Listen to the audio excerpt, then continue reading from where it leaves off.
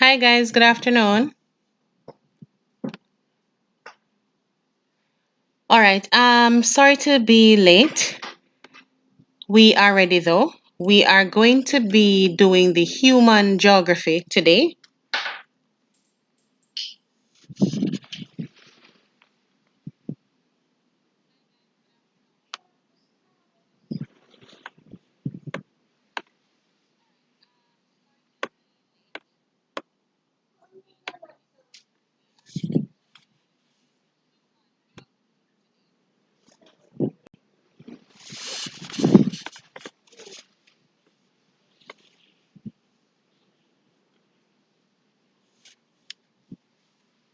So the last time we did physical geography, if you have not seen that, it was saved. The live was actually saved, so you can check through that one.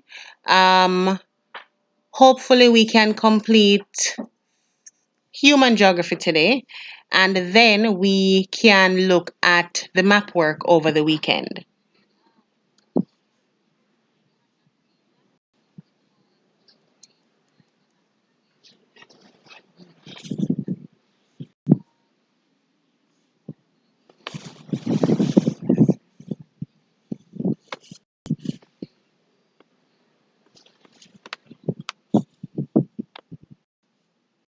In the meantime, you can send some questions relating to human geography that you may want us to look at, but I'm going to try to go through the entire thing.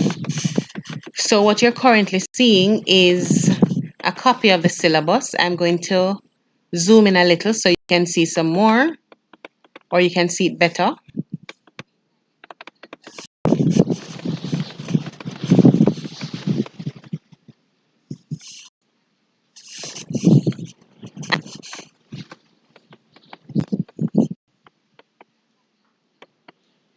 Hi, Destiny. Good afternoon.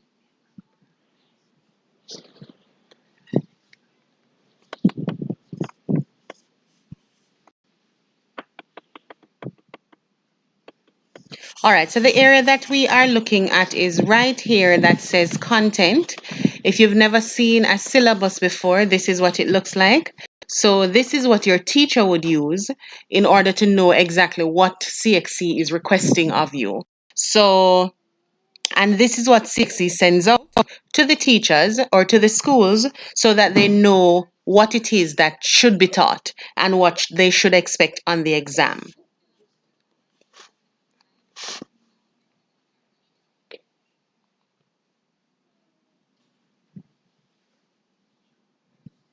All right. Again, if you have not subscribed yet, please go ahead and do so. It would help us out a lot. And like the video as well. You can share it with your other classmates so that everyone can benefit. For today, we're not going to be showing a lot of PowerPoints that like we normally do. We're just going to be going through the syllabus piece by piece, one by one, discussing it, saying potential questions that could come from each option. You can ask your questions and you can join into the discussion as well. It would be very helpful for you to give me the country that you're from. So when you tell me the country, I can give you better examples or try to assist you in understanding what I'm saying a little better.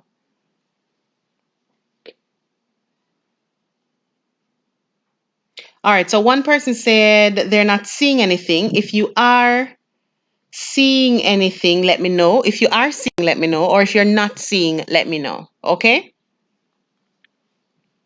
All right. So the first part of human geography is in relation to population. So this is the first objective. Again, the objectives can be set like questions. So what you can do for yourself, you can go through the syllabus and you can think of potential questions for each objective, or you can change each objective into a question. And once you're able to answer those questions, that would mean that you are basically ready for your exam.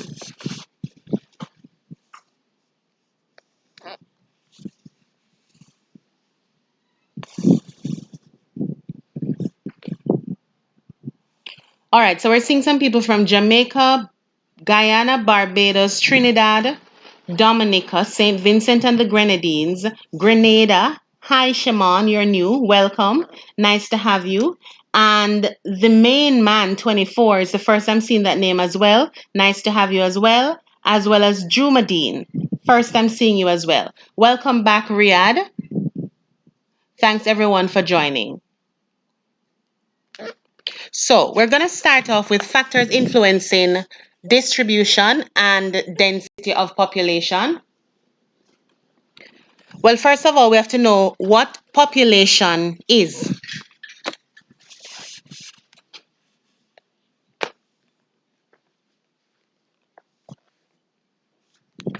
When we think of population, we are thinking about people. We're thinking about people within a specific area. So once you see population, that is what you are going to be thinking of. So population is basically talking about people. Demography, though, is the study of population. In terms of population distribution or population density,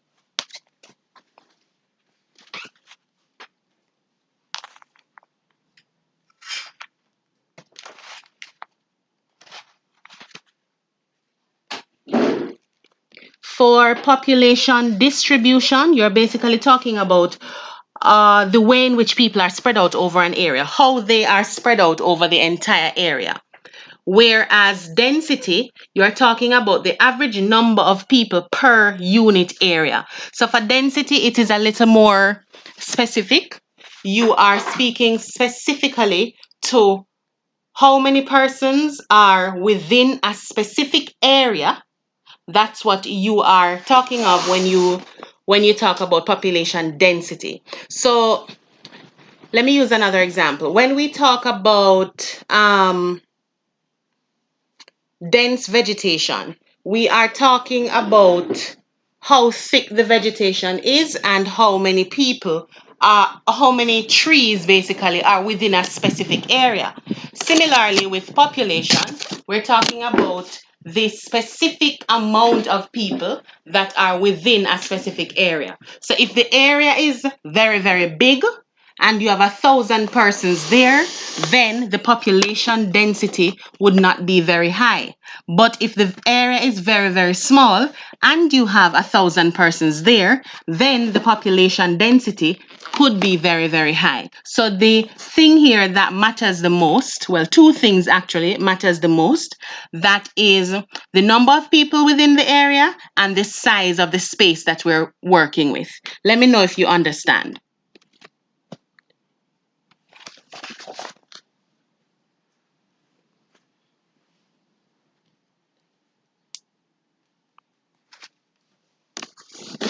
For your multiple choice exam that you are expecting, what you can possibly see as questions relating to population density or population distribution. For distribution first, you will see questions that give you a map, and then you may see a dot map or a choropleth map, and they ask you what area is most dense, meaning what area have more persons per square kilometer.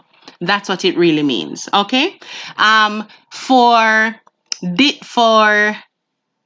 distribution, they may also give you a map that asks you to identify the area where that is sparsely populated. So that is an area that has a small amount of persons living there, or the persons are spread out across an area. That is another potential question that you may have. Another potential question for multiple choice is that they may ask you to calculate the density of the population. So we have seen questions like those before, where they give you a table of some Caribbean countries. They give you the area per square kilometer, and then they give you the number of persons that are living there, and then they leave the population density area blank, and then they ask you to calculate what the population density is. Let me know if you've ever seen a question like that before. I know that we have worked questions like that before together. on more than one paper, as a matter of fact. So someone is asking me to go over what population distribution is. Distribution is how they are spread out. So let us say you're going to the supermarket. You walk into the supermarket and you are looking for bags of rice. The bags of rice in the supermarket, it can be that the bags of rice are concentrated on one area. So the bags of rice could have been in one specific aisle. Or in that case, we could say that the distribution of rice in the supermarket is close together. It is in one area.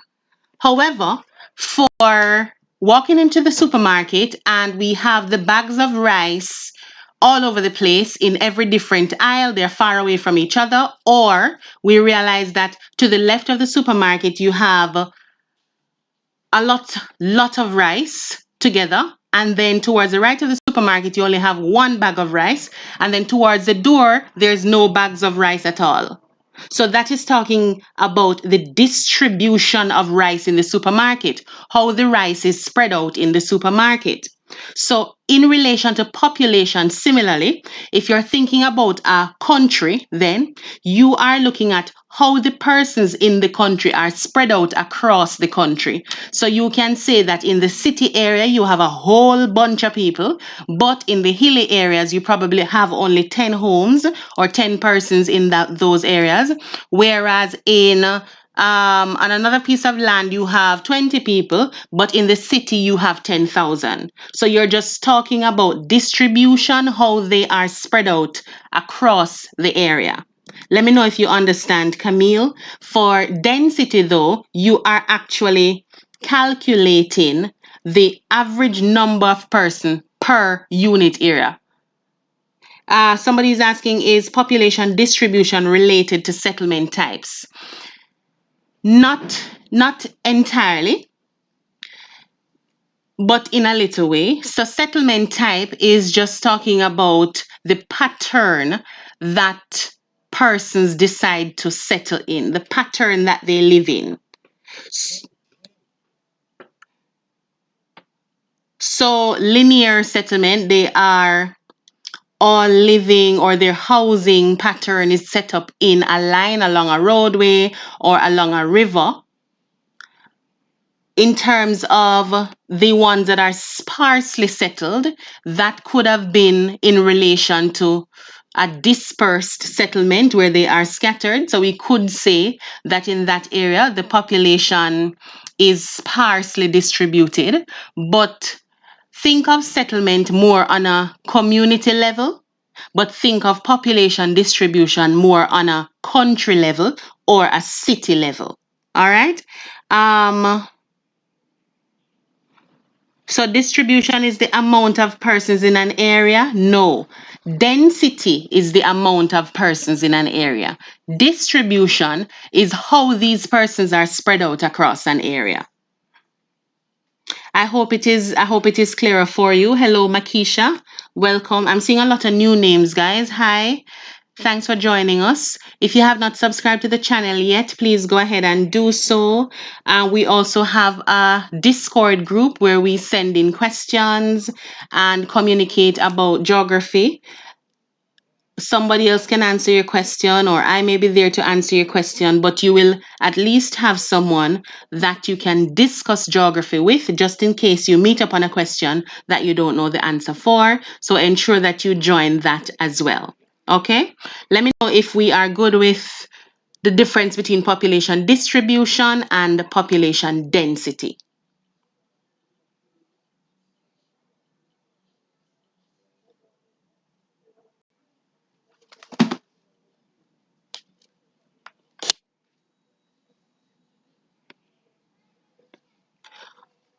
All right, so I'm seeing a couple people saying yes, they understand. So we will work with that for now. If you don't understand, you can still send a message so we can work it through. So factors that influence distribution and density of population.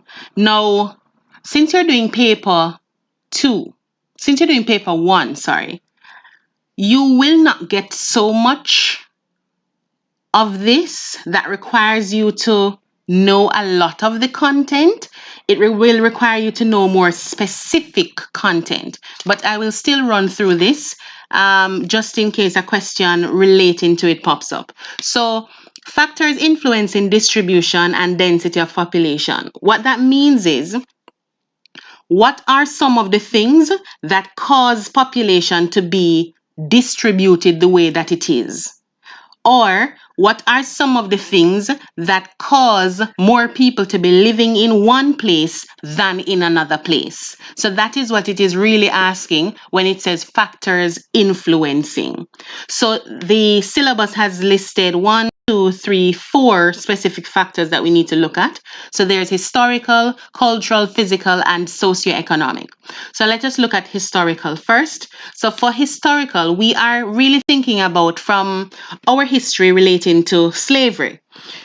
We know that back in the day, when we have persons settling in our countries, we would have settlements closer to the sea. Persons would settle closer to the sea or closer towards the coastlines or the coastal areas because they have potential for trading. They would have been using ships at that time, so it is easy for the development of ports. It also, well, the fact that you have ports, the fact that you have trading available, it means that jobs are available. The fact that jobs are available, it means that persons are going to try to settle closer to those areas. So, for historical reasons, we would have seen persons settling along the coastline. It also means that you have access to food, so you have access to fishing. You also have access to water, so you may see persons settling close to rivers as well, right? So that would have been for historical. Why it is that, how is it that history has influenced the distribution or the density of the population?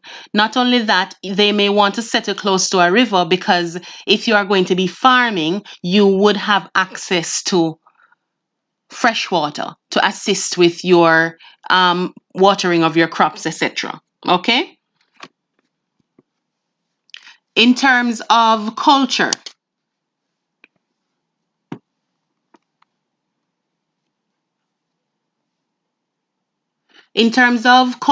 from the syllabus, for our culture, we are persons who like to be close to the water.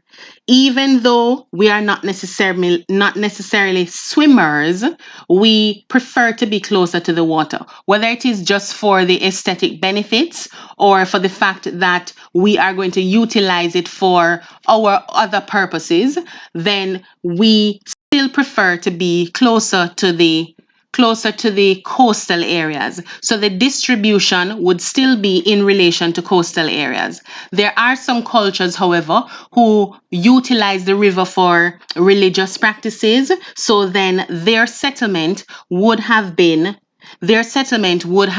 closer to rivers. So if you're thinking about this in relation to culture, just think of the way of life of Caribbean people and how we live as a people, how it is that it would influence the distribution of people, how it is that it would influence where people choose to live and the amount of persons that choose to live there. In terms of physical factors that influence distribution and density, so if you look at some of our maps or if you think of your specific country that you live in, you will realize that the relief of the land, the physical features on the land, it determines how persons are spread out. So on the top of a hill, for example, you may not necessarily have a dense population on the top of a hill. If it is a very hilly area, and it is difficult for communication channels to be created. It is hard for you to build in a road network. If it is hard for you to communicate with other communities, then the population in those areas would have been sparse. So the population density would not have been very high.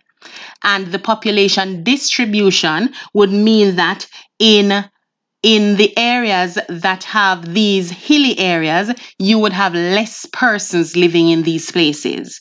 This would take us to the flat areas. So the areas that have the flat land, those areas would have been more preferential. So persons would prefer to settle on the areas that have flat land for several reasons. One, you need to have it's easier for you to do development on the flat land. Flat land means that you are able to build roads, you can easily put in water pipes, you can put in electricity, you can run electricity, etc.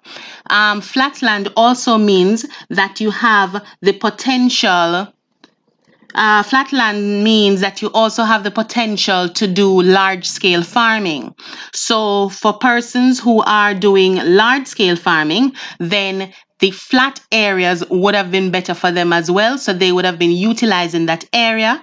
It also means that people would settle closer to these farms that have been created because they would have been getting jobs.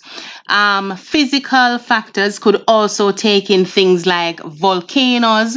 You may not want to settle directly beside an active volcano. So that would also influence the distribution or the density of population of an area.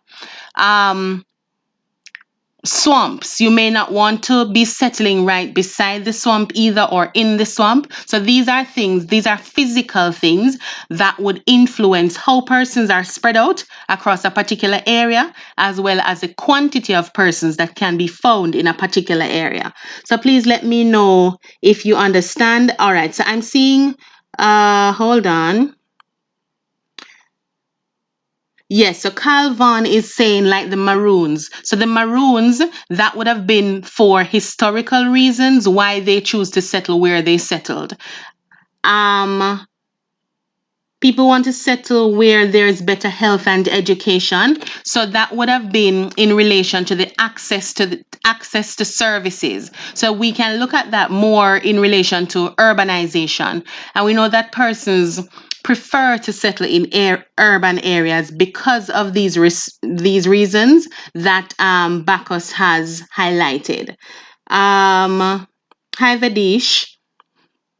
Yes, guys, you can join the Zoom classes that have been set up. Vadish has been assisting with that. Very good job. Lots of new people. Welcome again. Crop production, yes, Kadu, very good. And commercial farming, we said that as well. So you're saying that you saw that one of those questions. So yeah, we have seen some of those questions before. Yeah, so I think we are good for factors influencing distribution and density of population. Hold on, we didn't do socioeconomic factors. So socioeconomic factors, it is social as well as economic together. So it is called socioeconomic. So when we think of socioeconomic, we're thinking of the society's needs in general, as well as financial things that may come into play. So people would settle in areas where they would have access to jobs, or people would settle in areas where they have, let us say, access to potential for jobs. So Caribbean people, majority of our settlements are along the coast because of historical reasons, yes, but also because of the economic benefits that it will bring us. So we know that our main thing for most of our countries, if not all, is tourism. And when the tourists do come, what they are really coming for is the sun, sea, and the sand generally. So the sea is at the coastline. So majority of our economic benefits would have been coming from being situated in that area as well. So as a result of that, more persons would have been willing to settle closer to those areas. So even though they may not specifically work in the tourism industry, there would be a lot of spin-off benefits from the tourism industry. For example, a farmer who is relatively close would be able to sell his produce to the hotel. and the hotel would be able to utilize these for the tourist. So either way, there are some amount of socioeconomic factors at play there. All right, so we are going to move on to number 2. Let me know if we're good with objective number 1. Objective number 2 now is dot and choropleth maps and population pyramids. All right, so you are going to see this a lot, one way or the other. So we spoke about how the paper one is set up already. So you may have probably 25 questions or even probably 30 questions that require you to look at either a map, either a graph, charts, etc. So something relating to maps, graphs, charts, and interpretation. I did another video on specific tips for geography multiple choice exam, so you can look at that as well, where we discussed how the paper is set up, what kind of questions you can expect, what kind of verbs are usually highlighted on the paper, what kind of words are in bold, and what tips you can use or steps you can use in order to eliminate incorrect answers so that you end up with the correct answer. All right, so you can check out that video as well. So for the dot maps,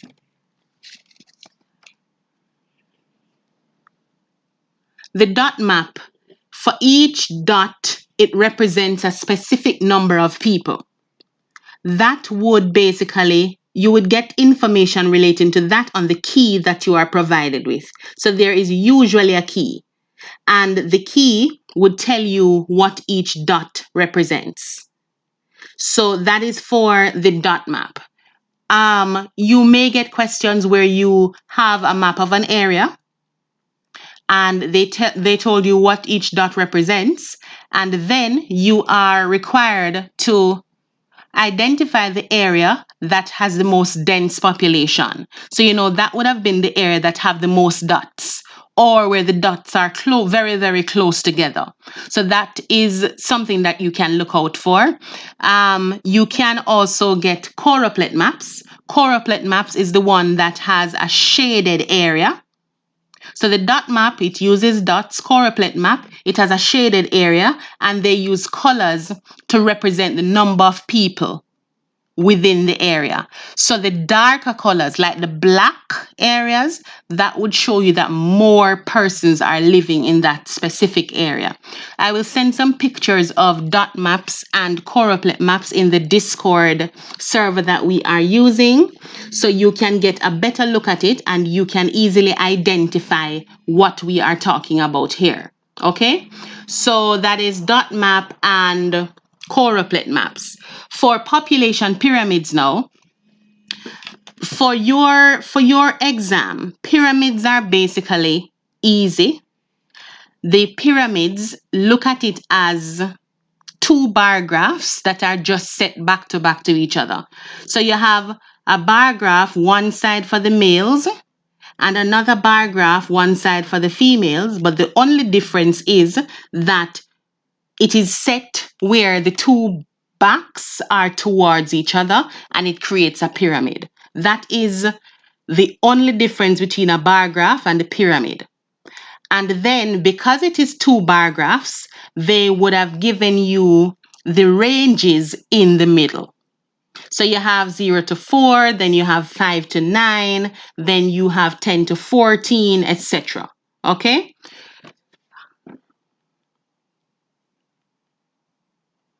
All right, so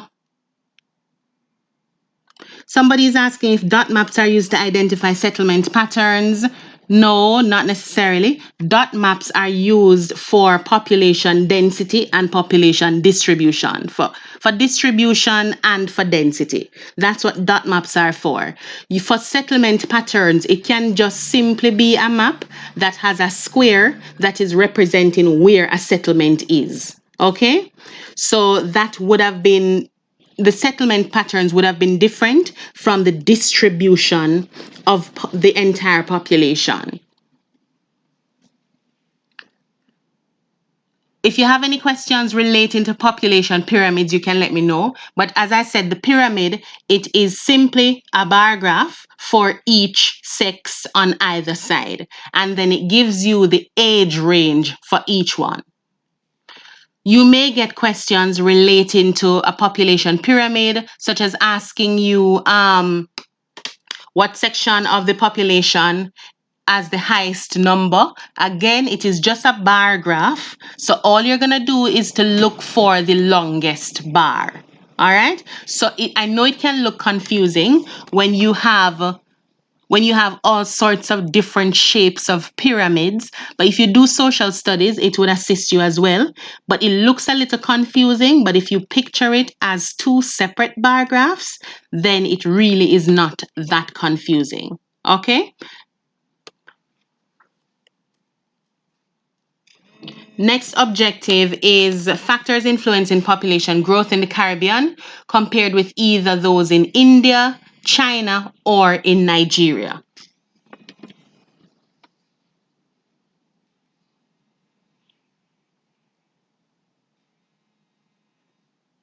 So this would ask us to look at their birth rate, death rate, natural increase, migration, fertility rate, life expectancy, as well as their government policies.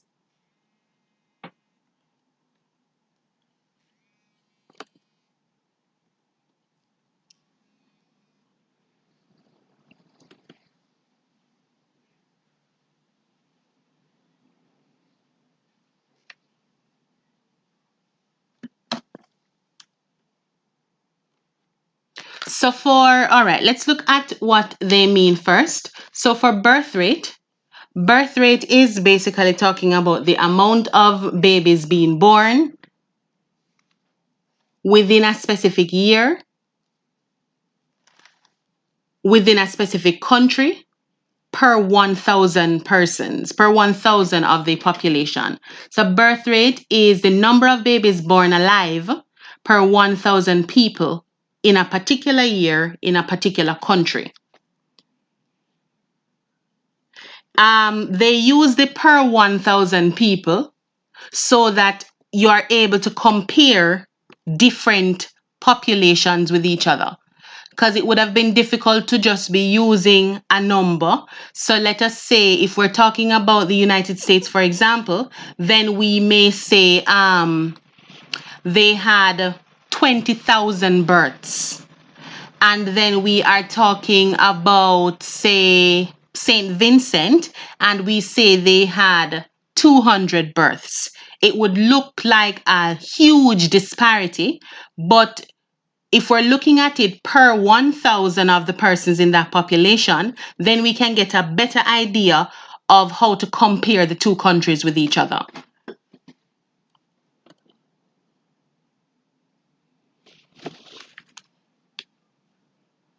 For the death rate, it's basically the same thing, except we're looking at the number of persons who are dying within that specific country in that specific year.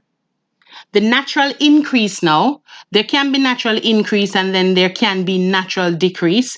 It is natural because it is not from any external forces. It is not from persons coming into the country or persons leaving the country. It is simply as a result of birth or death. We have seen questions already where you are asked to calculate the natural increase of a country. So they would have given you the birth rate, they would have given you the death rate, and then you are asked to calculate the natural increase. We have seen questions where they leave out the birth or the death rate, but they give you the natural increase and the other one, then they tell you to calculate based on the amount that they've given you. Not only that, they may give you a number of countries and then they ask you to identify which country has the highest rate of natural increase, or identify which country has the lowest rate of natural increase, etc. So it can be given to you in several different ways. You simply need to know what each thing means so that you understand how they should be calculated. So for natural increase, it is really talking about the country's natural growing population. So once the birth rate is higher than the death rate, meaning you have more babies being born than the amount of persons dying, it means that there is a natural increase. If it is the other way around, if you have more persons dying than babies being born, then you would have had a natural decrease. So in order to calculate natural increase, that would have been birth rate minus the death rate. All right? Let me know if you have any questions.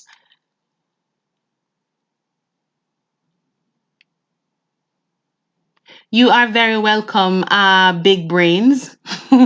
That's a nice name.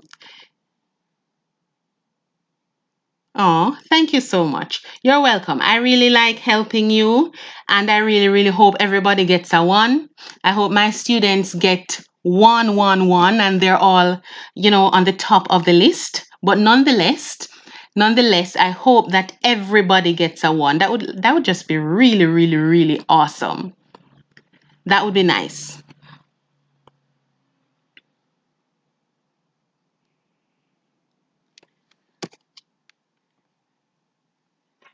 Yes, big brains. That would be awesome. I would love to get there. And then that would mean that I can actually use my cell phone to stream rather than using the computer. So when I'm using my cell phone, I can draw things and explain to you. It would be easier that way. So yes, you should subscribe.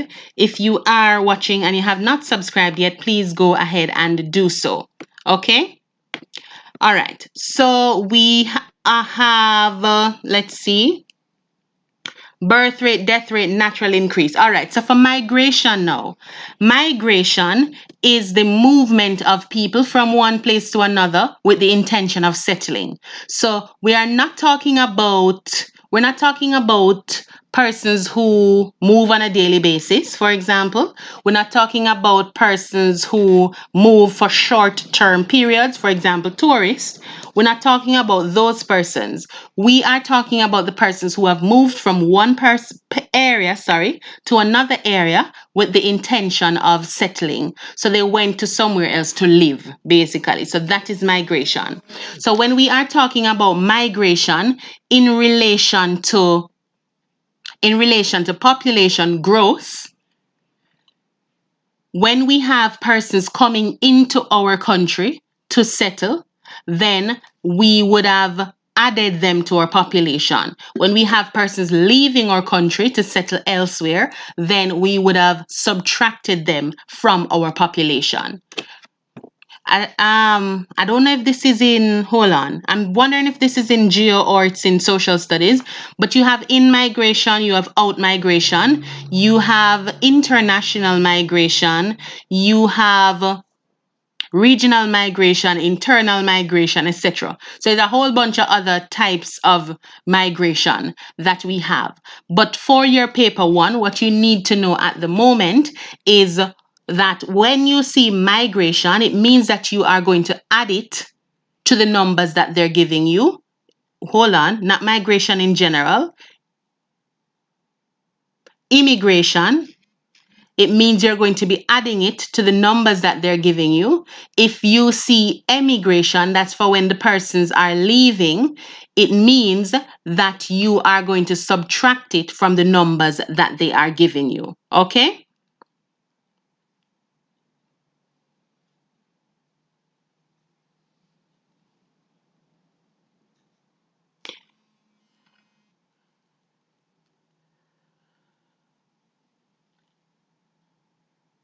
Next one is fertility rate. I'm trying to remember if I've seen any questions on any of the past papers relating to fertility rate. Please check on that and let me know if you I can't remember seeing anything at all relating to fertility rate. But fertility rate is basically directed towards women and the amount of birth that is expected of women per year. Let me just double check that to make sure that specific definition that I just gave you. But it is something relating to that. Um, number of births per woman per year, something like that.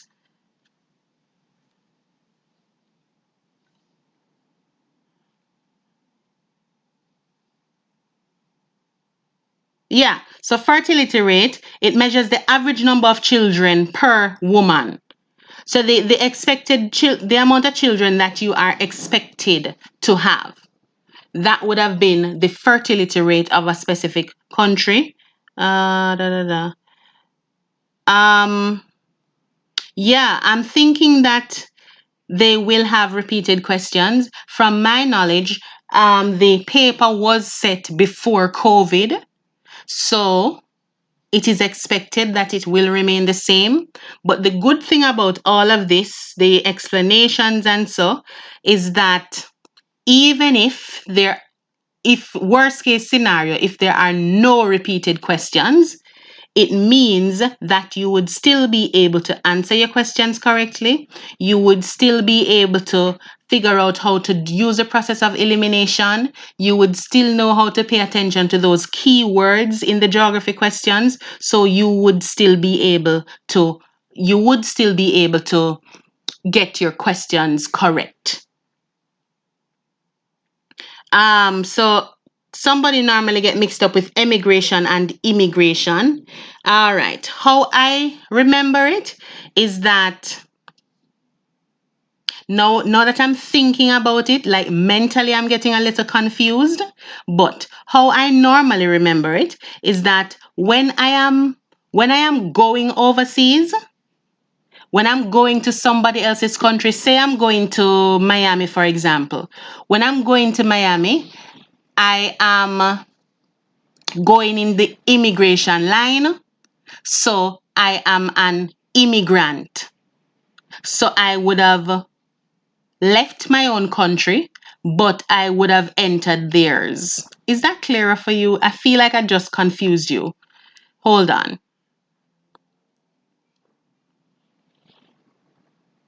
All right. So immigrant and emigrant is the same person.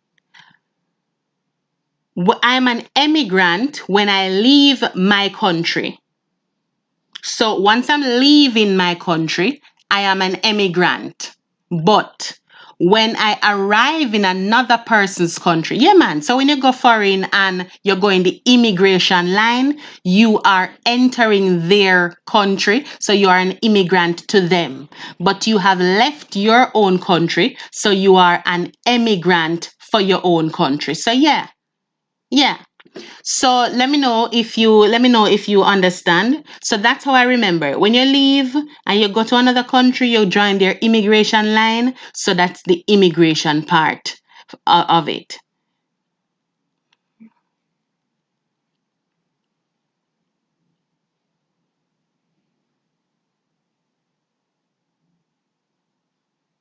I'm seeing okay, think of it as export and import. So export is when I'm sending things away.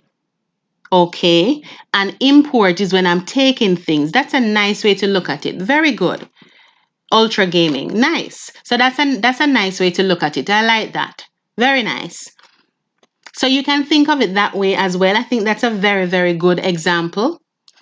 Um, Definitions of urbanization, urban growth, and urban sprawl.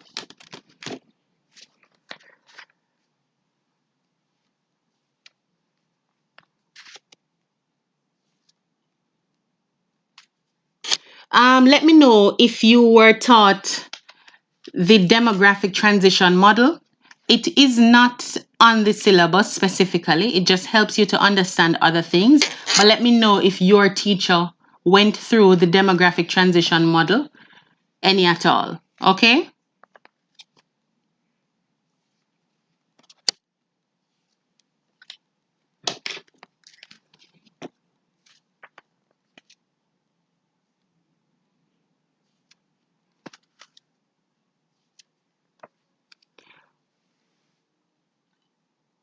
All right. So for urbanization, just like the word suggests, it is in relation to urban areas. Urban is basically synonymous to cities. Um,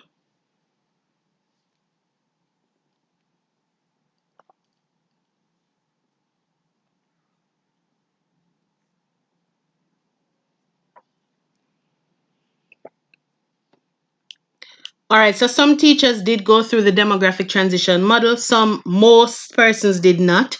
It is not on the syllabus, so you're not required to, but a lot of teachers still go through it because it kind of gives you a little background understanding, but at the same time it can be hella confusing depending on how it was explained. So somebody has never heard about it before. No, should not be worried. You should not be worried. It is not on the syllabus any at all.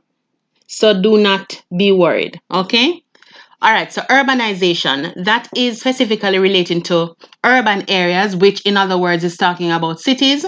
Urbanization is a process. It's not just a thing, but it is a process where there is an increase in proportion of persons living in urban areas. Okay, so there's an increase in proportion of persons living in urban areas. I'm seeing where somebody is saying the demographic transition model helps with your SBA. It is only if your SBA is in relation to population that it would help with your SBA. But you don't need to worry about it. All right, so that is what urbanization is, the process where more persons are situating themselves or deciding to settle within the urban areas. Urban growth is the actual increase in the physical size and the total population of the urban areas. So urbanization is the process of the increase in population in the urban areas, whereas urban growth is the actual increase in the physical size and the population of urban areas. So urban growth is not just talking about the amount of people alone. Urban growth is talking about the amount of people plus the size of the city areas. All right.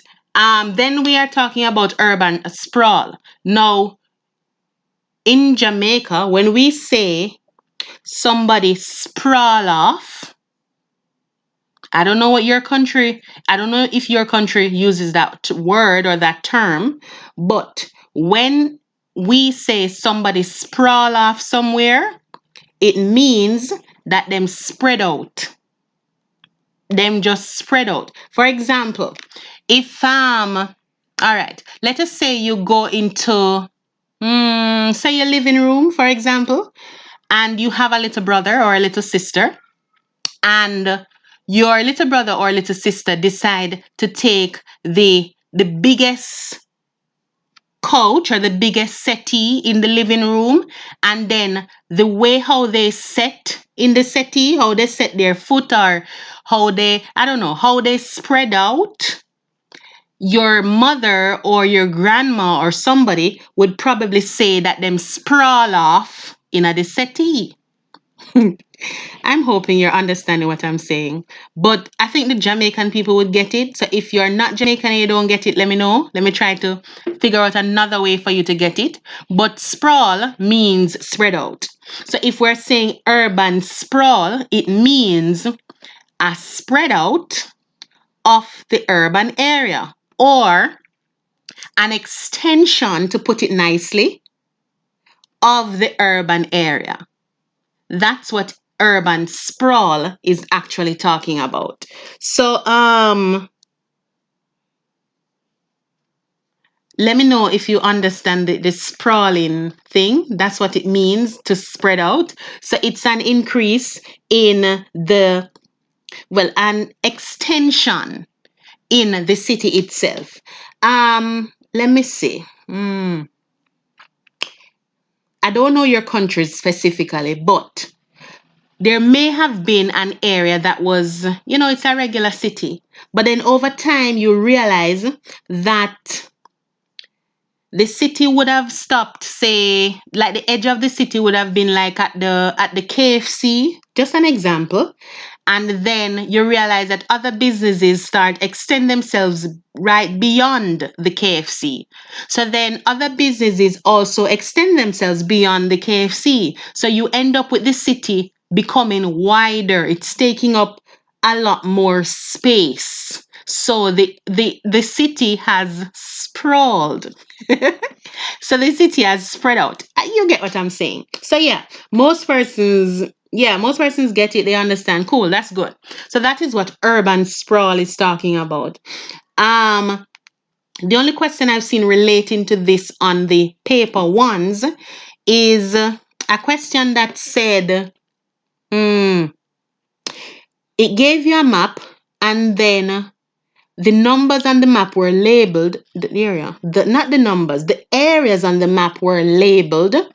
So you have number 1, number 2, 3, and 4, and then they ask you if the city was to be extended, which one of the areas have the greatest potential for urban sprawl or extension or something relating to that.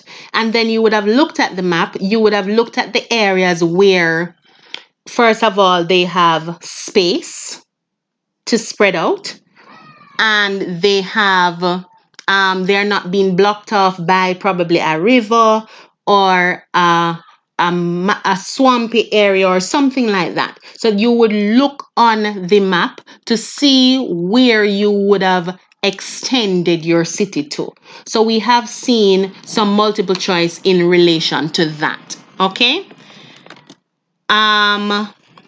Causes of population growth in capital cities and other urban areas. So we were getting something from, I think, Bacchus earlier, I think. Causes of population growth in capital cities and urban areas. Hold on.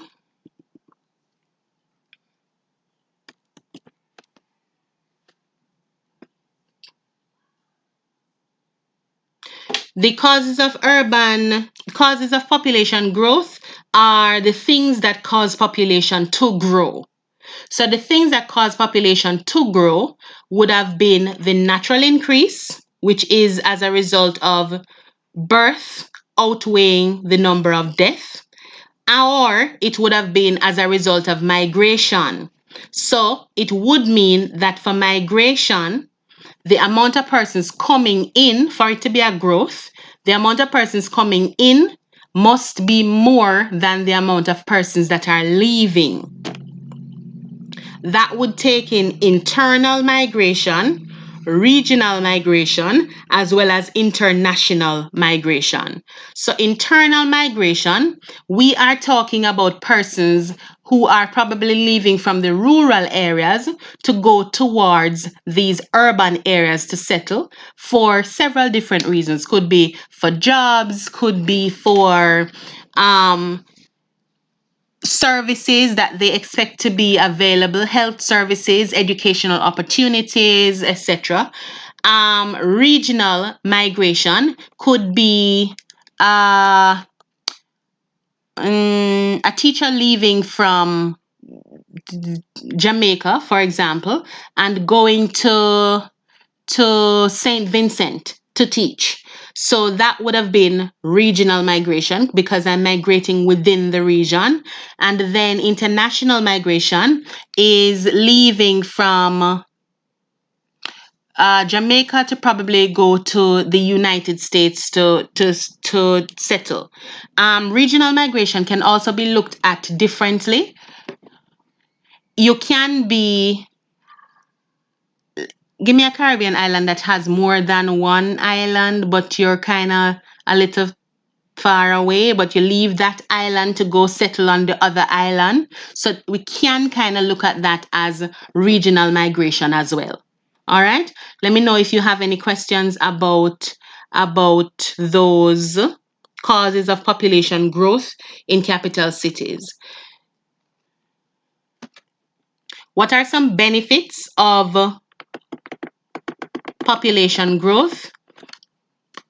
When you think about it, majority of the times, you're not necessarily hearing about any benefits relating to population, relating to urbanization, because a lot of the times urbanization is just seen as a very, very big problem. But there are actually benefits to urbanization. The benefits listed here that we are required to look at are labor supply as well as economic growth. I'm going to look at both of them, but in the meantime, can you tell me any other benefits of population growth in cities? Any other benefits that you can think of? So let us look at, while you type your benefits, let us look at labor supply.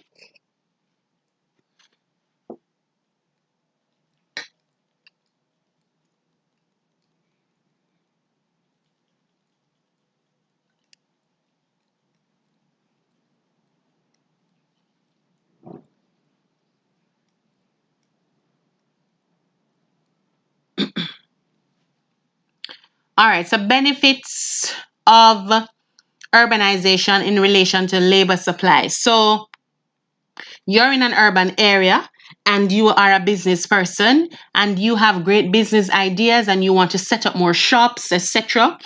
It means one benefit of persons consistently moving towards the urban area is that you have a lot of persons to choose from to give the jobs to. So there is a large labor supply, right? Another one is relating to the economic growth of that specific area.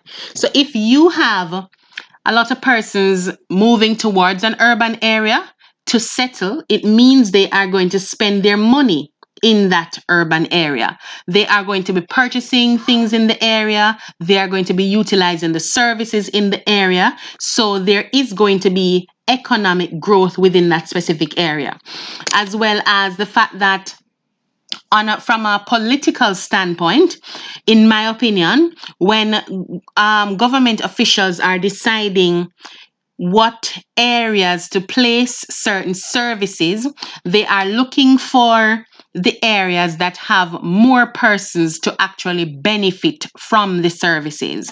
So you would not just have the economic growth, you would have increase in the access to services or increase to the types of services that are available within that specific area.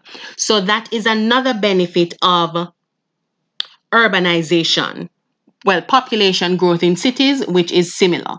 So I'm seeing someone writing cultural diversity.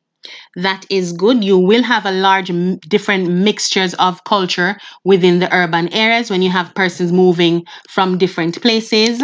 Labor supply is linked to specialization. That is correct as well. More customers, more demand, etc. Good job. So problems relating to urbanization, no, there's a lot of them. We have seen questions relating to problems relating to urbanization. I have not seen any questions relating to benefits, but we have seen questions related to problems. If you have seen questions relating to benefits, you can let me know, but I don't remember seeing any. Problems relating to urbanization, you have overcrowding in the city itself. We have an increase in crime and violence. It could be the fact that, well, you have a lot more persons living in the area, so the incidences of crime will be higher. It could also mean that you have a lot of individuals moving to work and maybe, I don't know, maybe crime, I don't want to say that, but maybe for some people it might seem like a job. So if other people are moving for jobs, then, maybe somebody else might be moving for a job too. But usually we have seen where there is increase in crime and violence in the urban areas. Another problem is the housing. So I'm seeing other problems being listed here. Swagman says overpopulation. Calvin says strain on the country's resources. Very good. Inadequate housing facilities. Problems, shortage of house. Yes. So we're seeing housing listed here. So urban areas are known for squatter settlements. If you live in a city area, I can almost guarantee that you already know a city area. and you already know a squatter settlement. So you would have a pretty good idea that housing is a problem. So these squatter settlements would probably, you know what squatter settlements are, right?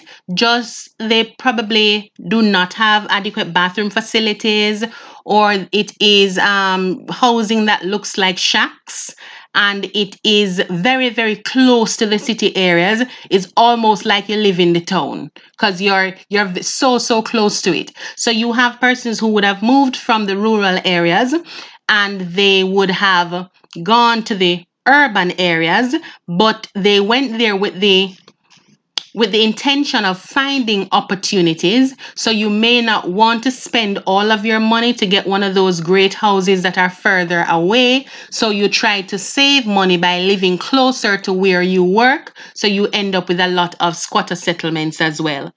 Environmental problems from urbanization. We have air pollution, water pollution as a result of improper disposal of garbage, industrial waste, etc. What other environmental problems do we have?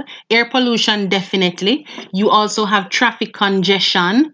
I can't think of any more problems relating to, well, overcrowding of everything, overcrowding of schools, overcrowding of health facilities, etc. So all of those would have been problems relating to population growth in cities. What you can expect in terms of questions for paper one relating to this, you may be asked which of the following would have the greatest impact on cities, or which of the following would be as a result of urbanization, or which of the following problems is, I don't remember, which of the following problems may contribute greatly to no, maybe attributed to population growth in urban areas, something relating to that. We have seen a couple of them. We had one on, I don't remember which paper, but we were deliberating it for quite a while. We saw, I think the question had asked us to select one of the options that is a problem in urban areas. They did give us lack of housing, and then they gave us something else. But both of them would have been problems in the urban areas. So it was very, very difficult to choose. But I don't remember what our answer was because I don't remember the specific question. But we did come down to an answer based on how the question was structured. So if you remember the question, or if you were a part of that discussion, you can let me know as well. Okay?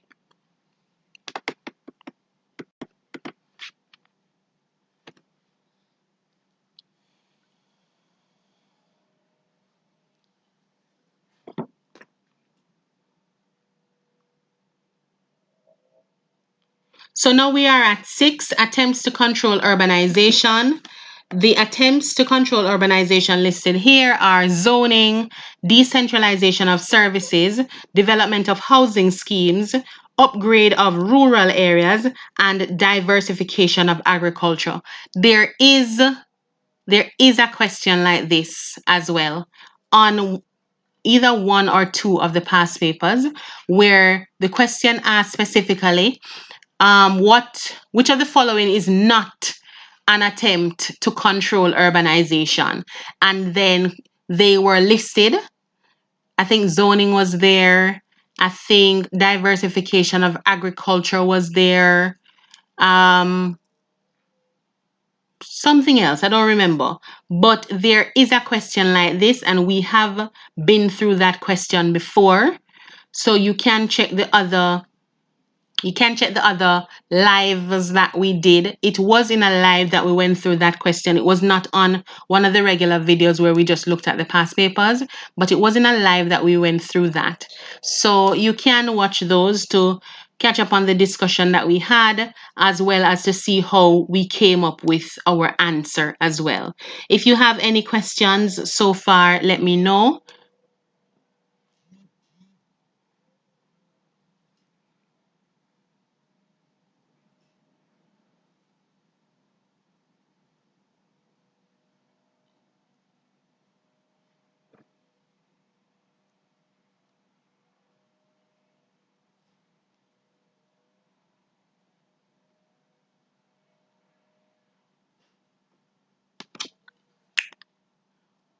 All right, so sorry about that.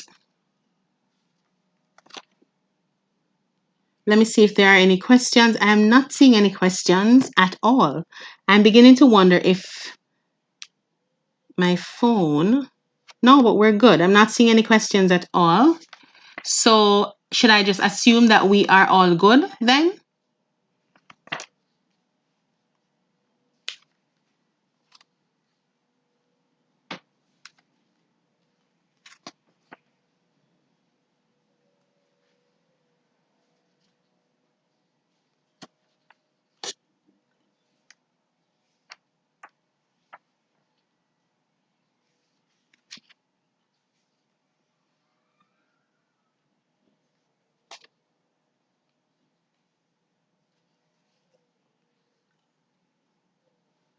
All right, still not seeing anything, so I will move on. For attempts to control urbanization, so zoning. Zoning, just like it suggests, it means that you create specific areas for specific things. You put specific things in specific areas. This is done for several reasons. You want to, for the city, you want to limit urban sprawl in the city. You want to provide opportunities for recreation, because you know that cities can end up being filled with industrial areas only. So you, in an effort to create recreational areas, you can, as a government, you apply zoning laws to ensure that you have an area that is set out for recreation, an area that is set out for industrial activity. This would protect wildlife, so they still have an area to actually live in, an area to go to. Or you can have another area that is for tourism related activities, etc. So that is how zoning would work specifically. So it would limit urban sprawl by cutting out what can go where. Decentralization of services. Decentralization of services mean that all right, so in a city area, that city area may be considered as a centralized area for things that are offered, a centralized area for services. So in that one area, you may have the tax office, you have the health center, you have the university, you have the hospital, you have the fire department, you have the post office, you have the police station. Every single thing is in one place. As a result of that, persons would prefer to be closer to all of these services. If you are decentralizing the services now, you are basically encouraging development away from the city areas.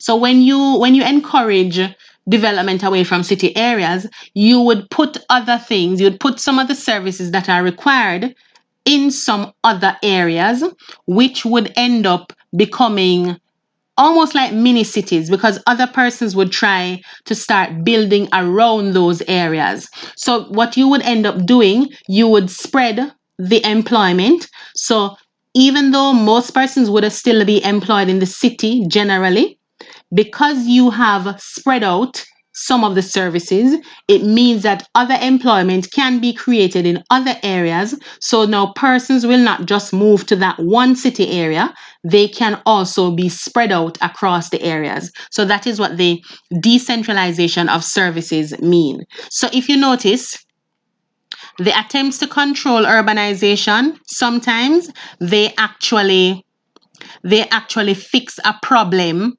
that was created by urbanization. The other one is development of housing schemes. So housing is a problem. So you develop housing schemes in other areas. So you have provided the places for these people to live. When you have done that now, then services can be placed closer to these housing schemes so that the persons won't try to move closer to the urban areas.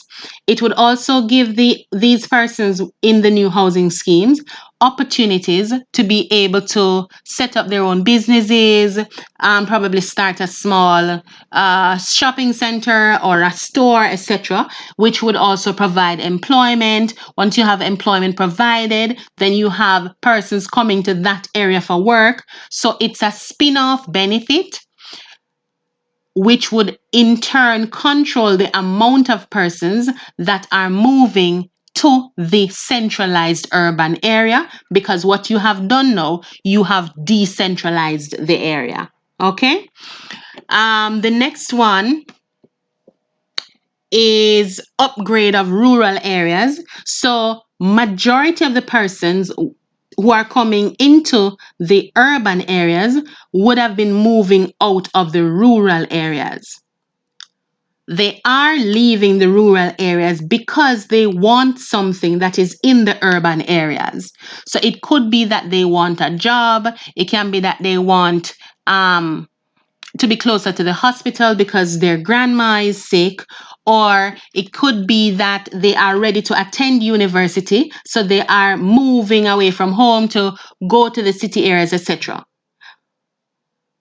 To control urbanization, if you move these things that persons are coming for, if you move them, some of them, to the urban areas, to the rural areas, sorry, if you move it to the rural areas, then these people will have no need to leave the rural areas to still come to the urban areas.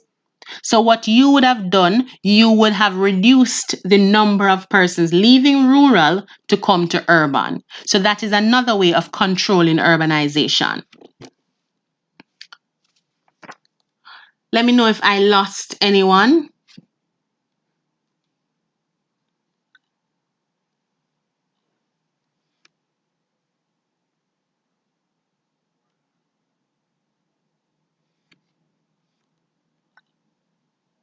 The final one that we have is diversification of agriculture.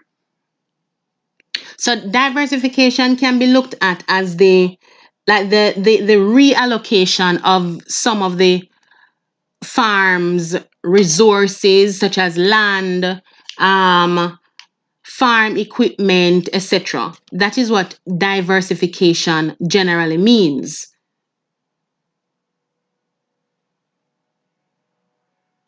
So if you want to reduce the amount of persons who are coming to the city areas for other things, what you can do then, you set up the agricultural sector so that there are several different components. So it is not necessarily the traditional agriculture anymore, where it is just plowing the field, farming, reaping it, and giving it to somebody else. You can make it a little more attractive by diversifying it. So it is transformed into like another sector which allows, say, university graduates would now be interested in working in the agricultural sector, rather than just looking at it as it's a job for uneducated old people. So diversification of agriculture means that you are shifting from the traditional way of agriculture and you are moving towards a more dynamic and commercial type of agriculture that will incorporate more persons, which in essence would provide more jobs, etc. So more persons would have been willing to be a part of that particular industry. We're going to move on to number 7.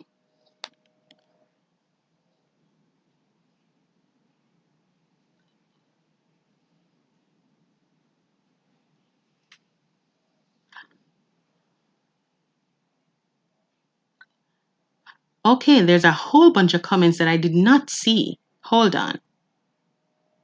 So,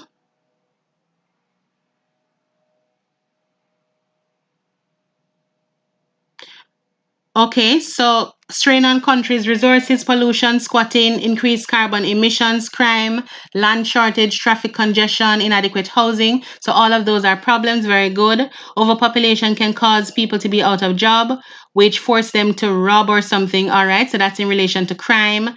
Don't do crime, guys. Just saying. Noise pollution, stray animals, increased spread of diseases. Very good. Upgrading rural areas, such as providing jobs. So that would have been attempts to control urbanization. Very good. Provide subsidies to firms that locate to rural areas. Nice. Diversification of agriculture. I just explained it. Let me know if you understand it. No, that's for Alia. Don't remember what zoning is. Let me know if you understand it. No, because I'm just seeing all of these comments. Tax firms that contribute to pollution. Yes.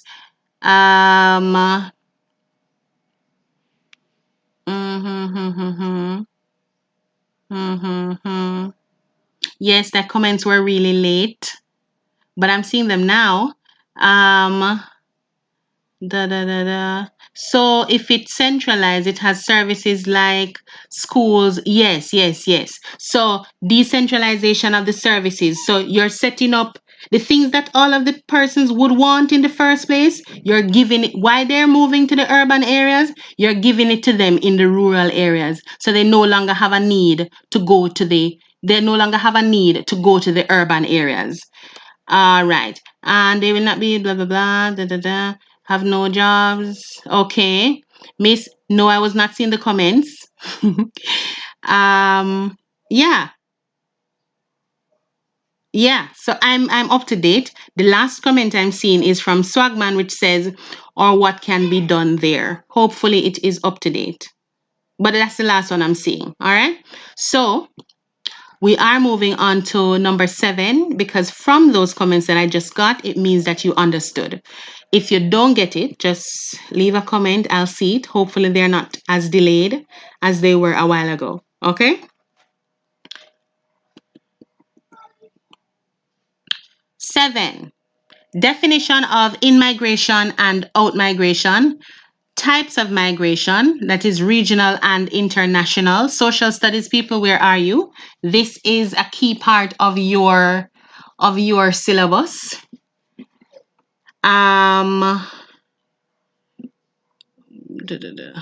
Where are we now?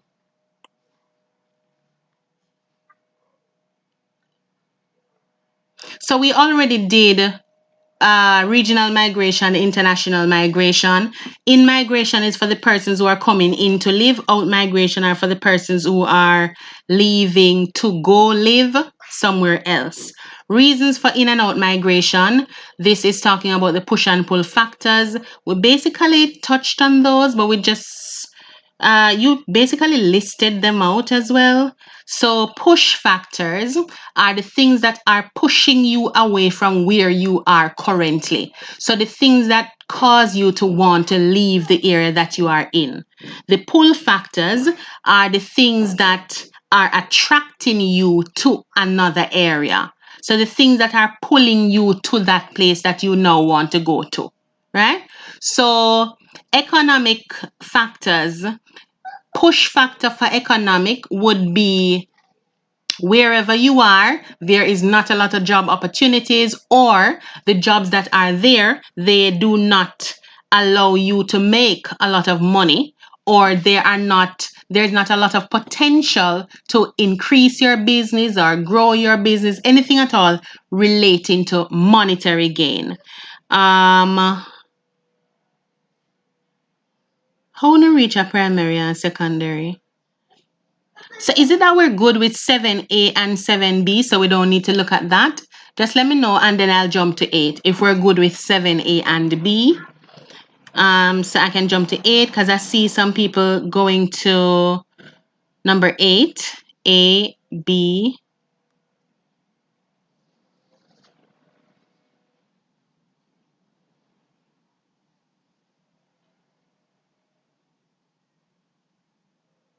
Consequences of in and out migration.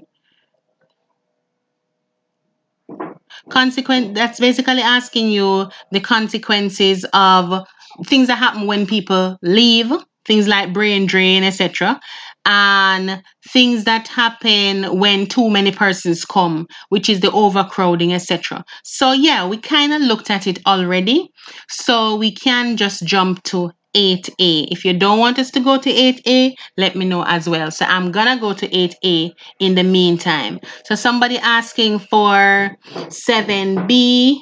Okay. Consequences of in and out migration. Yeah, man, we just did that. So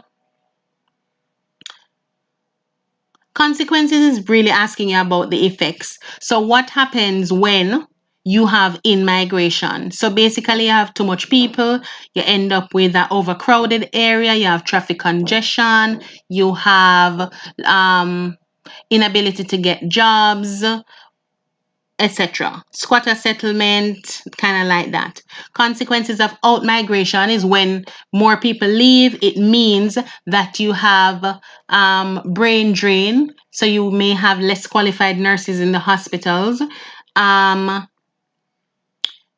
You may have out migration can be good in some aspects as well, because you may now have a lot more space available within your country or within your university or school, etc. So it reduces some of the issues that you may have been having before. So those are the general consequences. So for 8A, definitions of primary, secondary, and tertiary activities. So primary is extractive. It means that you are getting it from the source itself. That is your natural resources. So primary industries can be agriculture, mining, fishing,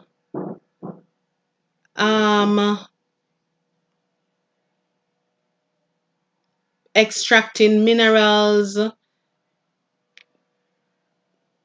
forestry, etc. So that is your primary industry. These would give you the raw materials. Secondary industry is another name for it is your manufacturing industry.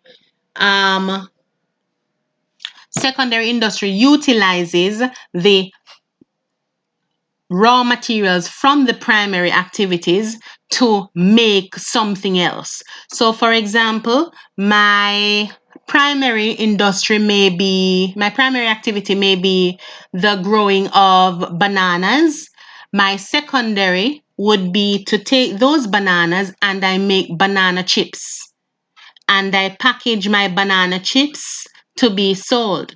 My tertiary activities now, yes, secondary is manufacturing.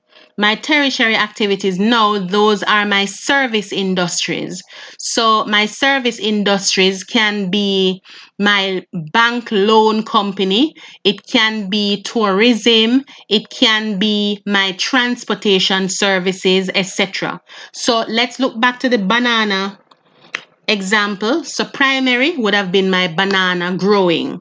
Secondary would have been my banana, turning my banana to banana chips, or like Swagman says, turning my banana to banana bread and packaging it. My tertiary activities now would have been the person that comes to pick up my banana bread to transport it to somewhere else. That would have been my tertiary activity. So yes, ultra gaming. Secondary is basically converting the raw material into a secondary product, into something else.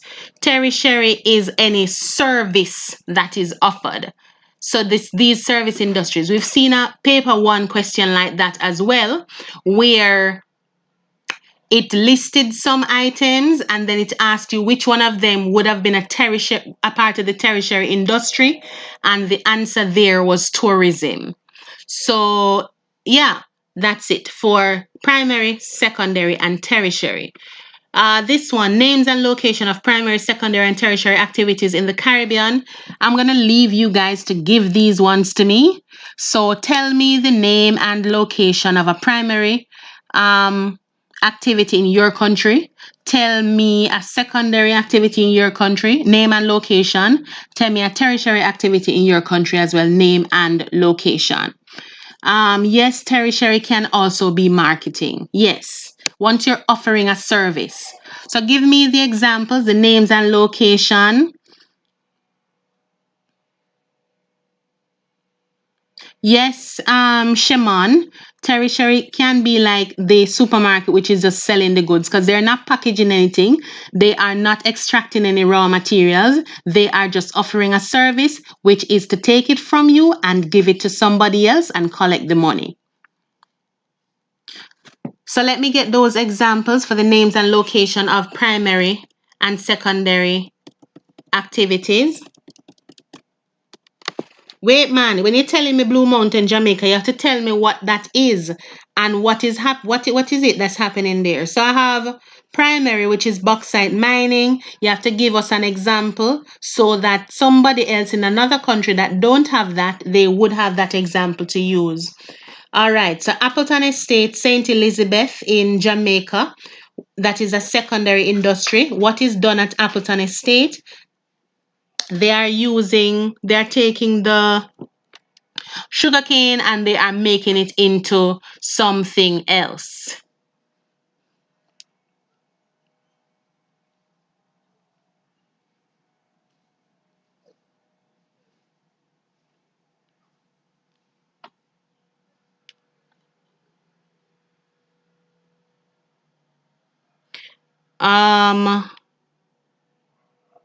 So what's quaternary? Quaternary is like the knowledge-based section of industries. So quaternary is like technology, research, education. Those things would fall under the quaternary sector. Secondary island dairy in St. Anne, Jamaica, very good. So they are getting their raw material from the cows or yeah. Tertiary, Sandals Resort in Grenada, good. Coffee, primary. Where is the coffee? Remember the syllabus says names and location. Secondary, Surge Island Processing and Packaging, that is in Jamaica. They package milk. Very good. Tertiary, Flow and Digicel. That's telephone and internet service. Barbados Beach Club, tertiary in Barbados. Quaternary not on the syllabus. No, it is not. Primary industry in St. Mary, Jamaica, where they produce bananas. Good. Grenada Chocolate Factory. They are using cocoa from the farm to make chocolate. Secondary. Hold on. So the chocolate factory is the secondary. The supermarket that sells the chocolate now would not have been secondary because they're not the ones who are making the chocolate. The supermarket would have been your tertiary because they're only providing a service. Yes, Alia, call centers are also quaternary industry. There was a time, long time, when call center would have been associated with tertiary because it is just a service, but now it is considered as a part of the quaternary industry. Um, Gaisuko, maybe. That's in Guyana. They manufacture sugar production, Skeldon Estate. Where's Skeldon Estate? What country? Primary coffee field in the Blue Mountain, Jamaica. Good. So we have very, very good examples. For tertiary, all I saw though is tourism, I think. Chocolate factory secondary and supermarket. Okay, good, good. Rice and sugar estates, ECD, Guyana. That's a primary industry. So they grow the rice and the sugar. Okay, cool. So I think we are good on 8B. So we can jump to 9. 9, characteristics and relative importance of primary, secondary, and tertiary economic activities.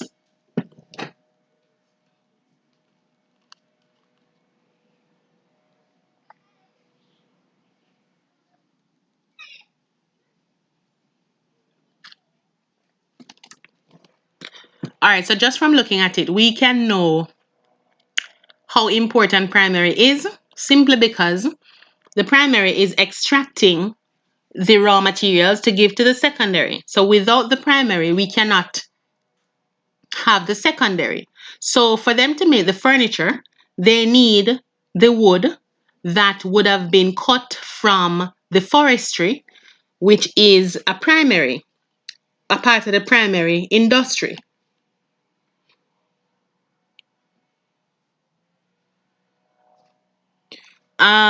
Yes, oil refineries would have been considered primary industry. Importance of the secondary industry. Well, these things, they provide jobs, they provide food, they provide other economic benefits. We are able to do exporting of goods. We are able to provide items for the persons living in the country or within the entire Caribbean, etc. Um,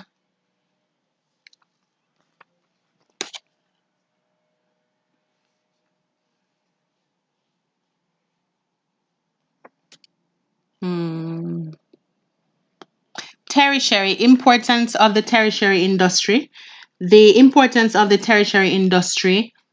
All right. So for all of them, one major importance could be finances, which is increasing wealth or providing economic benefits. Yes, Camille, I'm trying to put something in my mouth while I'm talking, but it's not really working out.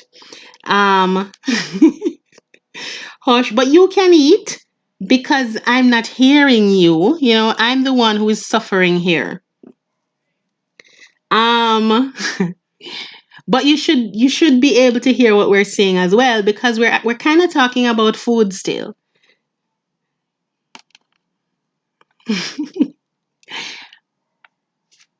Eat something, man. We won't beg you any because we can't see what it is. Okay? So yes, Calvin, foreign exchange certainly for all of them.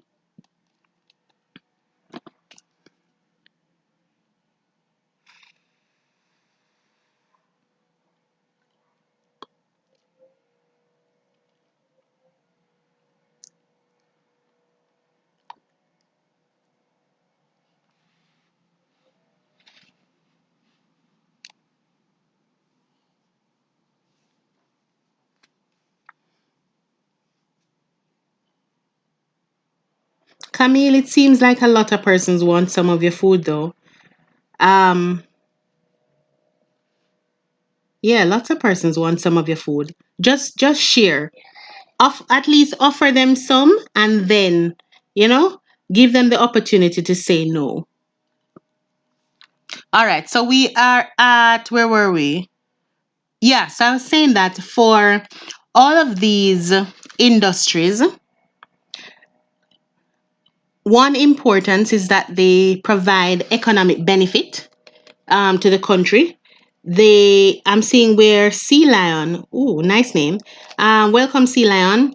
They reduce importation for countries and increase their export. So, yes, again, it is back on the topic of money. It provides the services, it provides the items that the country, persons in the country would be needing. Um, for example, when we think of, well, they create jobs as well. All of them create jobs. Now, when you say you're going to fry plantain, no, that is going to be a problem for me because I need plantains, you know? I had plantains this morning still, but it's an essential that we must have. If you don't like fried plantain, um, something is wrong with you. Yes, that is a fact. Let me know if you agree. Well, you have to agree because like fried plantains are just awesome. But let us not stray from the point here. We can talk about plantains, but the growing of plantains would have been a part of the primary industry. And then now, if you have somebody who purchases those plantains from the farmer and then they manufacture it and turn it into plantain chips, then that is a part of the secondary industry. Yeah. So that would provide jobs for lots of persons as well. So we have done up most of the importance of these. So let us just sum it up because we kind of strayed. So foreign exchange, increasing exports, and uh,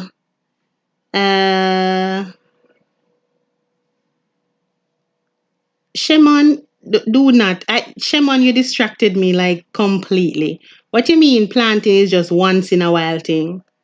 You can't do that. That's like a daily activity. That's an essential. Okay? Yes, Lillian says it's a part of life. I agree. Facts. All right.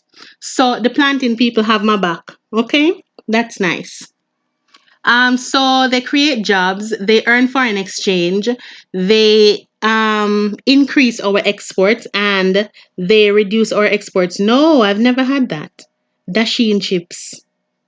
No, I hardly see dasheen, by the way, but much less dasheen chips. I don't know. Is it salty or is it kind of sweet? I don't know.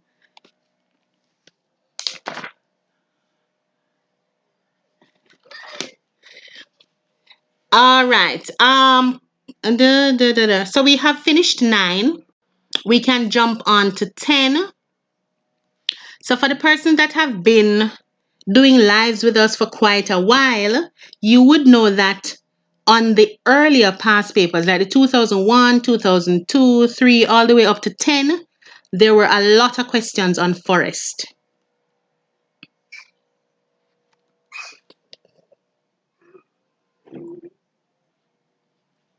Forest was a big part of the syllabus, but it is not anymore. This is all This is all that they are asking us for in relation to forest. And as a matter of fact, you get the option to choose. So you can see here where it says or, either fishing or forestry, natural gas or bauxite. So it gives you the option to actually choose. So the dasheen chips is salty. I would like to taste that. Which country is that? Yes, I'm yes, I am getting distracted by food. That's a bad sign. Yeah, that's a very bad sign. I'm gonna focus right now. Guys, stop talking about food and I'm planting. That is the distraction, okay? Just focus. Focus. No plantings. We are moving on. So, number 10.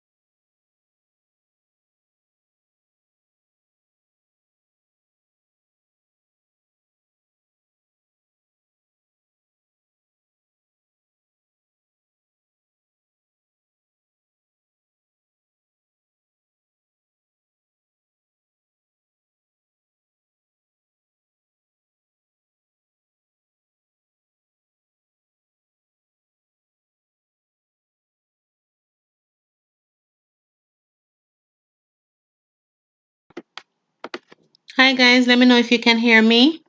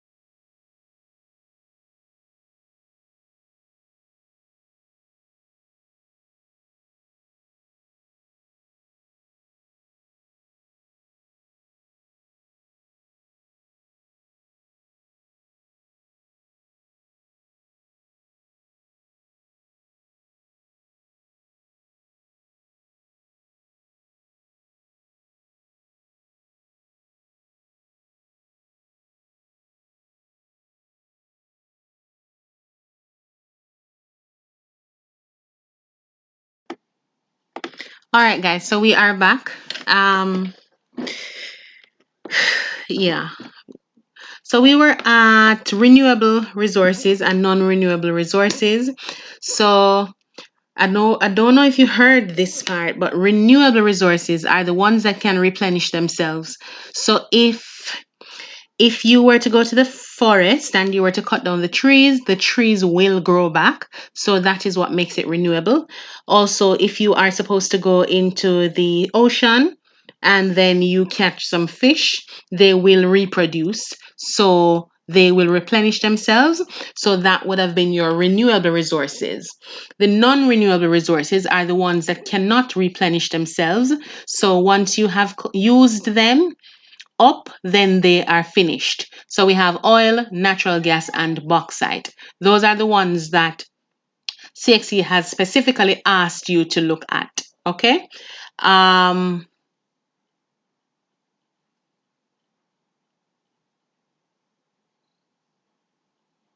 Are you hearing now, by the way?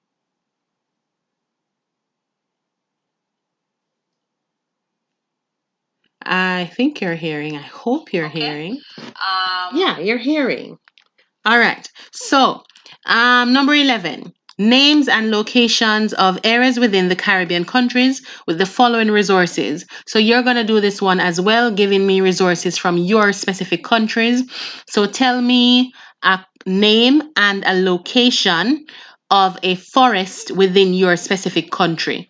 Then tell me, well, for fish, we can use anywhere in the ocean.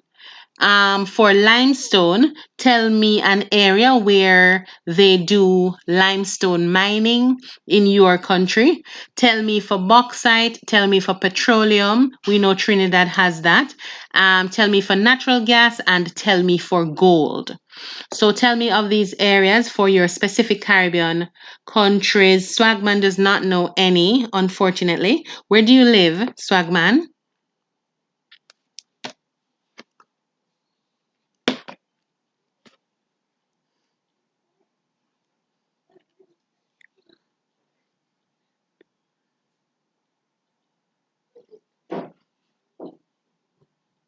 Are you saying you live at the cockpit country? Or, oh, so you live in Jamaica. So, Swagman, you must know bauxite mining. That, well, let me not give you the examples yet. Just hold on until other people start leaving the examples in the chat section. Tell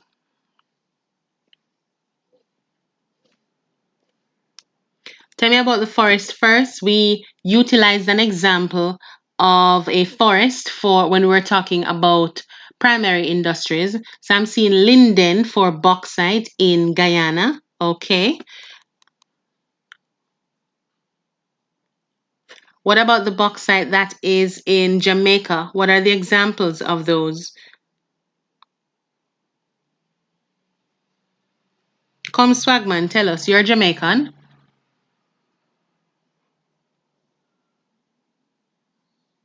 Bauxite in Guyana as well. Somebody said that. Destiny.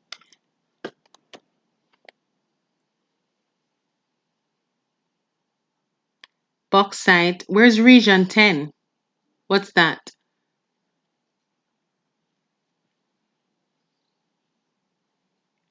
Forest in Belize. Yes, very good. Do we know the name of the forest? Does it have a name that we could use as an example?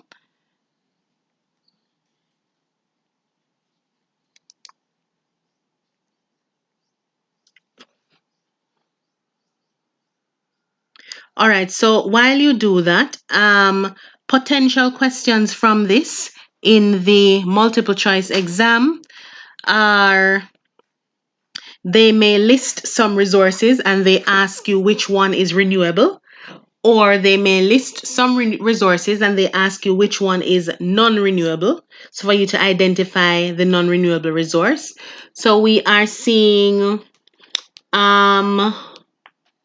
rainforest in Guyana. So the region 10 is in Guyana. So that's bauxite in region 10 in Guyana. Oh, so region 10 is the same as Linden. So we got that one already. All right, cool. Other potential questions from this section in your paper 1 exam. Which of the following, identify which of the following is not a resource that is found in the Caribbean. So they may give you a list and they ask you to identify which one is not a resource that is found in the Caribbean. And then you would look through the list and then you could decide. So that is why I want you to list out the examples of these in your Caribbean countries. So the other persons who are not a part of your country, they can still get a pretty good idea of where things are and what type of things or what type of resources can be found in the Caribbean region. All right, so rainforest in Guyana. So I'm only getting Guyanese examples. So, all right, so for forest, we have the Blue and John Crow Mountains in Jamaica. For fisheries, you would basically have all of the Caribbean Sea for that. Limestone, there is limestone mining somewhere in St. James in Jamaica. I don't remember the name of the place. I think they call it quarry, even though the thing itself is a quarry. It's actually quarrying. Bauxite mining in Jamaica as well in St. Anne. Petroleum, we do not have that. Where are the Trinis when you need them? Natural gas, we do not have that either. So I'm seeing bauxite coming in from Alia. And gold, we do not mine gold either. So where in the Caribbean do we have gold mining taking place? I saw somebody mention diamonds. Veronique, do they mine diamonds in your country? Yes, so oil in Trinidad and Tobago, petroleum. So these are some of the names and locations of the resources in the Caribbean. Factors influencing the location of these resources. So Guyana has natural gas. Nice. Guyana has natural gas as well. So, all right. So we'll jump to 12. What are the factors that are influencing raw material? No. Factors influencing the location of 3 of the following industries. So, what you're basically required to do, you are required to look at those industries, then you pick one, and then you talk about the factors that are influencing each.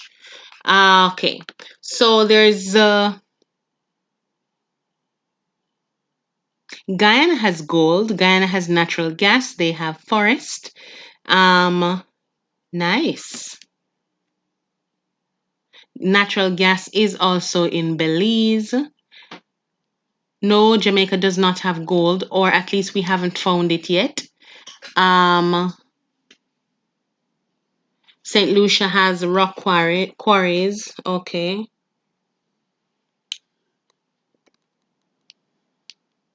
All right. So we can choose between fishing or forestry. Let me know which one your teacher did. So your teacher could have done forestry or they could have done fishing. Let me know so I know which one to jump on. Either oil and natural gas or bauxite. Food processing with CARICOM and Singapore. All right. So we're looking at the factors influencing the location of the following industries. So let us go with fishing first. What factor would influence the location of a fishing industry? First of all, you have to have the fish. So that would have been your raw material. As a matter of fact, for all of these industries, the factor that influences the location of that industry is the availability of the raw material. So if the raw material is not there, then you cannot develop that industry. So I can't go and develop a bauxite industry in my backyard, but there's no bauxite. It would make absolutely no sense. So the one of the factors that influences the location of these industries would have been the availability of the raw materials. The next one is energy. Energy meaning, remember that these are natural resources, so it would have been in our primary industry. So another one would be energy. I would need to have the energy that is required to extract these resources from the natural resource itself, extract these raw materials. I need to have the energy to do that. So fishing energy is easy. You actually just go out and you fish. Forestry, you can do that as well. Oil requires a little more energy. Natural gas requires more energy as well, and so does bauxite. So you need to actually have the extracting power in order to be able to get out get this raw material. So that is a factor, which is energy. Transport is another thing that influences the location of the industries. So when you think about it, if I am extracting a material that is very, very heavy, I have to pay attention to how far I am to where I want to bring it to. So if I'm doing bauxite, for example, bauxite is very, very, very, very heavy, but I need to be able to be close to my raw material so that I can actually get it out of the ground. And then I need to be able to transport it to wherever it needs to go. So, say for example, the bauxite, we're transporting it to ships so that it can be exported. So then I would either need to create a mode of transportation that does not require much energy use, or it does not require much manpower, but it gets the job done if my raw material is far away from the area that I need to bring it to. So that is why the bauxite companies, they would have their own personal railways that they use to transport the bauxite from the extraction site to the ships that they are going to be putting it on. Right? So the transportation is a factor in the industries.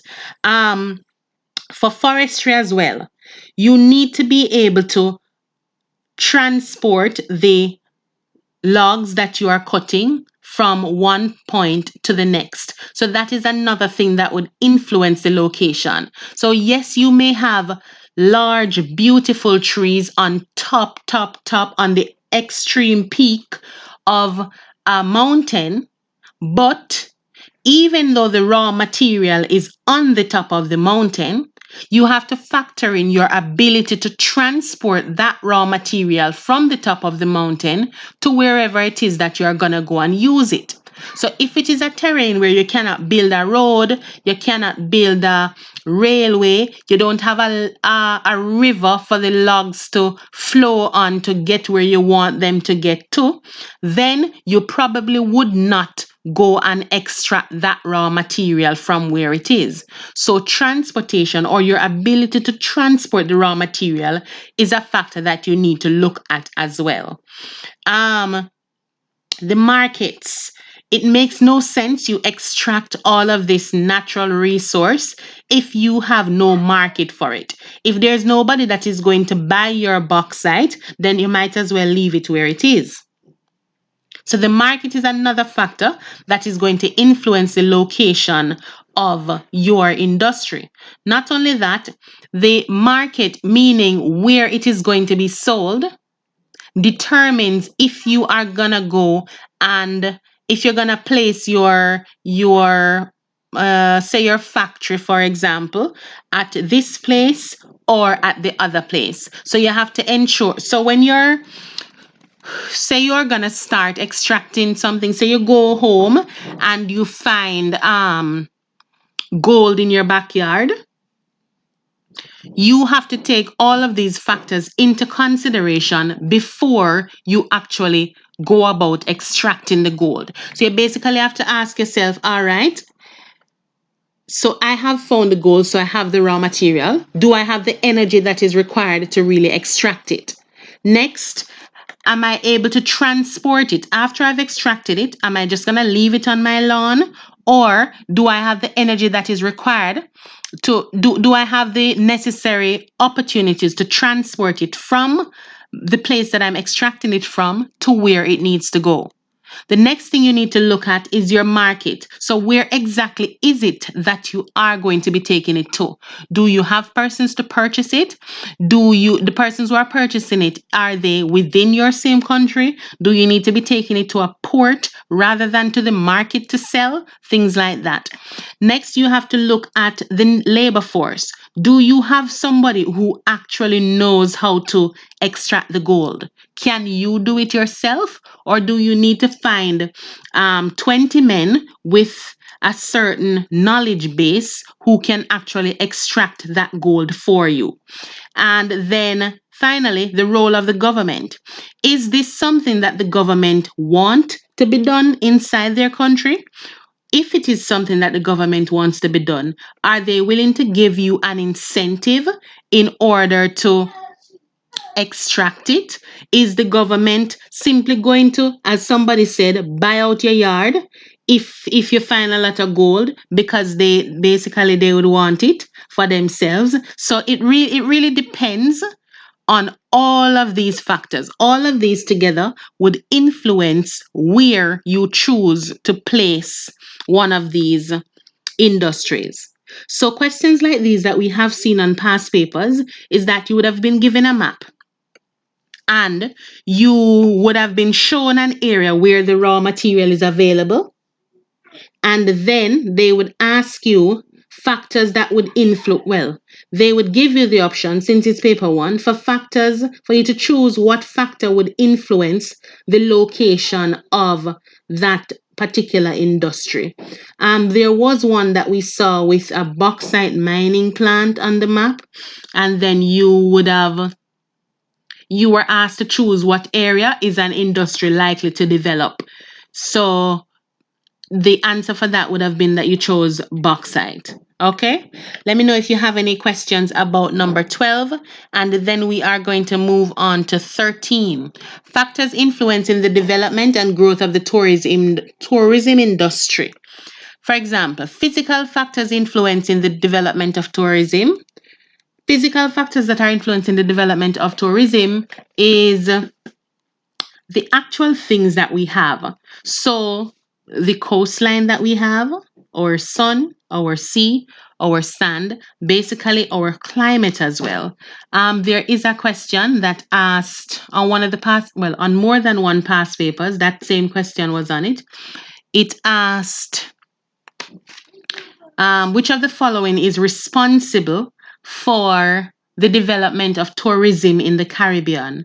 So it said coral reef, it said climate, it said coral reef, climate, something else, two other things I don't remember.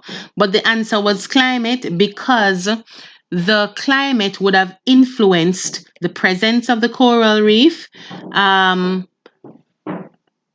Something else, the warm climate, something, so I don't remember.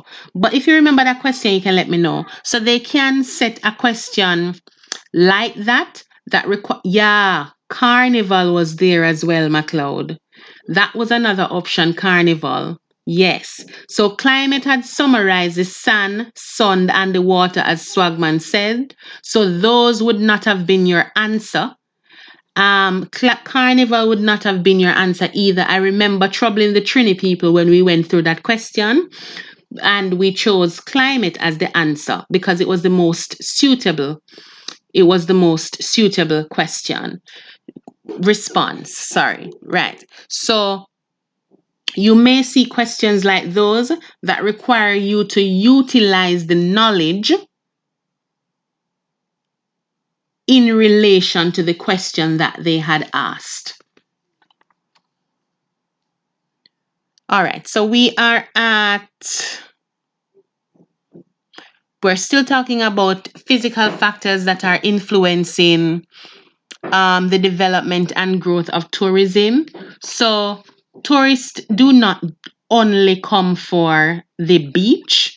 there may be other physical factors that cause them to come to your country, that influence them to come to your country. So for St. Lucia, for example, I know that persons would visit St. Lucia to see the pythons. That would have been as a result of volcanic activity. So that is a physical reason, a physical feature that influences the development and growth of tourism. Historical factors. What are some historical factors that influence the development and growth of tourism? Well, first of all, there are different types of tourism. So persons would come to the Caribbean for different reasons.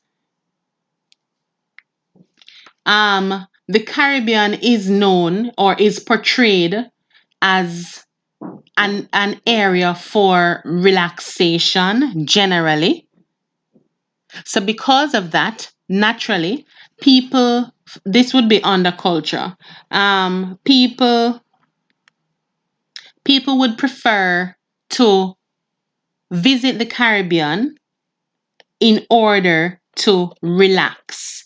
Yes, you have the sulfur springs as well, which is as a result of the volcanic activity. So people would come to the Caribbean just for that. So that's another physical reason or physical factor that would influence the development of the growth of tourism. Historical factors, people may want to see, they want to learn about the different national heroes that you have. They want to learn about, they want to see those areas that they're learning in history where they talk about slavery in the Caribbean, etc. So those may be some historical factors that may assist in the development and growth of tourism. They may want to see those old forts or the type of infrastructure that the English had, or the heritage sites. Destiny's saying, very good, good job. So, those are some of the historical reasons why persons would want to come to the Caribbean. Now, for the cultural reasons, some persons just want to experience the carnival in Trinidad, as well as other places that try to have carnivals of their own. Some persons want to experience the reggae music. Some persons want to come for a dancehall session. Some persons simply want to come to your country and to interact with the people there, just so that they can hear you talk, or they can get to smoke some of the things that your country may possess that they may not have in their own country. So which in your country it may be a part of your culture. So they may come specifically for that. So yes, they may go for crop over as well. So yeah, these are some of the cultural factors that may influence the development and growth of tourism. The other one is man-made attractions. So tell me some of the nice man-made attractions that you have in your country. So I know that hold on. Is it Barbados or Bahamas? Yeah. So Barbados has the Atlantis. Bahamas, no man. Bahamas has Atlantis. Help me out, please. Bahamas, I think, has Atlantis. Now it is beautiful. So you would want to go there just to see the Atlantis. Um, um, I see you, Tyrone, telling us what some people come for. Okay, fine.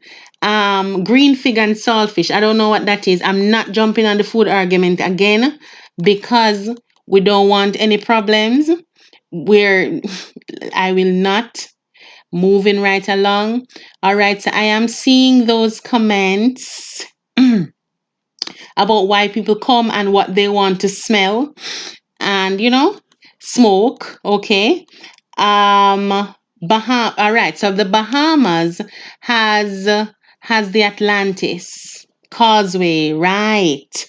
So it is beautiful. So you want to go just to see that alone. So that those are some of the natural, no, not natural, the man-made attractions that are there. Pigeon Island. I don't know what that is, but it sounds interesting. Uh okay. David, yes, I'll be doing past papers, but not today. Should be tomorrow. Um, what is your national dish though? Pigeon or blue fig? We said we're not doing food, guys. Come on. Yes, Swagman, stop it. I don't know why you have that planting highlighted. This is not even funny. So yes, there are some museums in some countries that they may come and try to visit, but the museums also show the some of your history, or they may be showing some of your culture as well. So it depends. So it is a man-made attraction. So it's a man-made attraction, but it would have historical and cultural attachments to it. What else? On the physical, we left out things like the falls that people would go to specific countries just to see. Oh, green fig and saltfish is the national dish. Veronique, I'm going to come to your country. It sounds fun. And I'm thinking about those Dasheen chips. Yes. Other man-made attractions. Let me see. What is that called again? With the dolphins.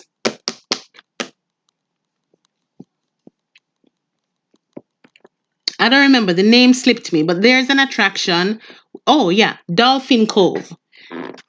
So persons may visit just to swim with the dolphins and touch them, etc., and kiss them and have them lift them up, things like that.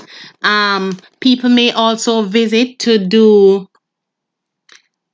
nature tourism, just to view the natural features of your island. People may visit just for that. Yeah, Dolphin Cove. Swagman is telling me. Okay. All right. So yeah, so in St. Lucia, people would come for the pythons as well. I know that. Mystic Mountain. So you are just swinging across the canopy of trees and you're looking down on all of these beautiful things and overlooking the sea, etc. So those are things that persons will visit your country for, even though they are man-made attractions. Now for this one, it says this is a factor influencing the development and growth of the tourism industry. This factor is the role of the government. What role does the government play in influencing the development and growth of tourism? Um, Swagman, Swagman, the canopy is not dangerous. What am I saying? What am I saying wrong?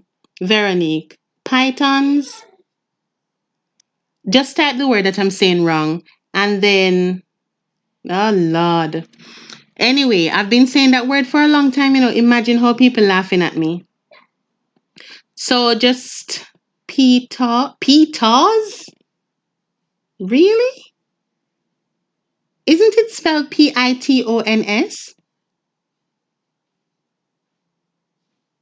PTOS? I'm not calling it that. That is strange. I'm gonna ask somebody to actually tell me to tell me. Go on Instagram and send a voice note with the pronunciation of the word. I'll try not to say the word for the rest of this live feed, okay? I will just spell it out. All right. So the role of the government. So the government has a big part to play.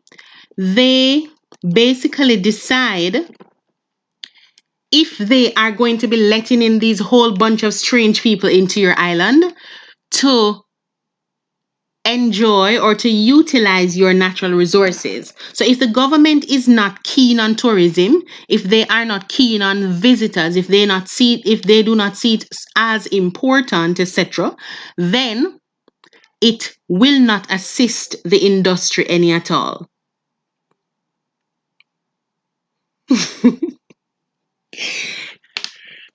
I will say the pitons word. I'm just not going to pronounce it, okay?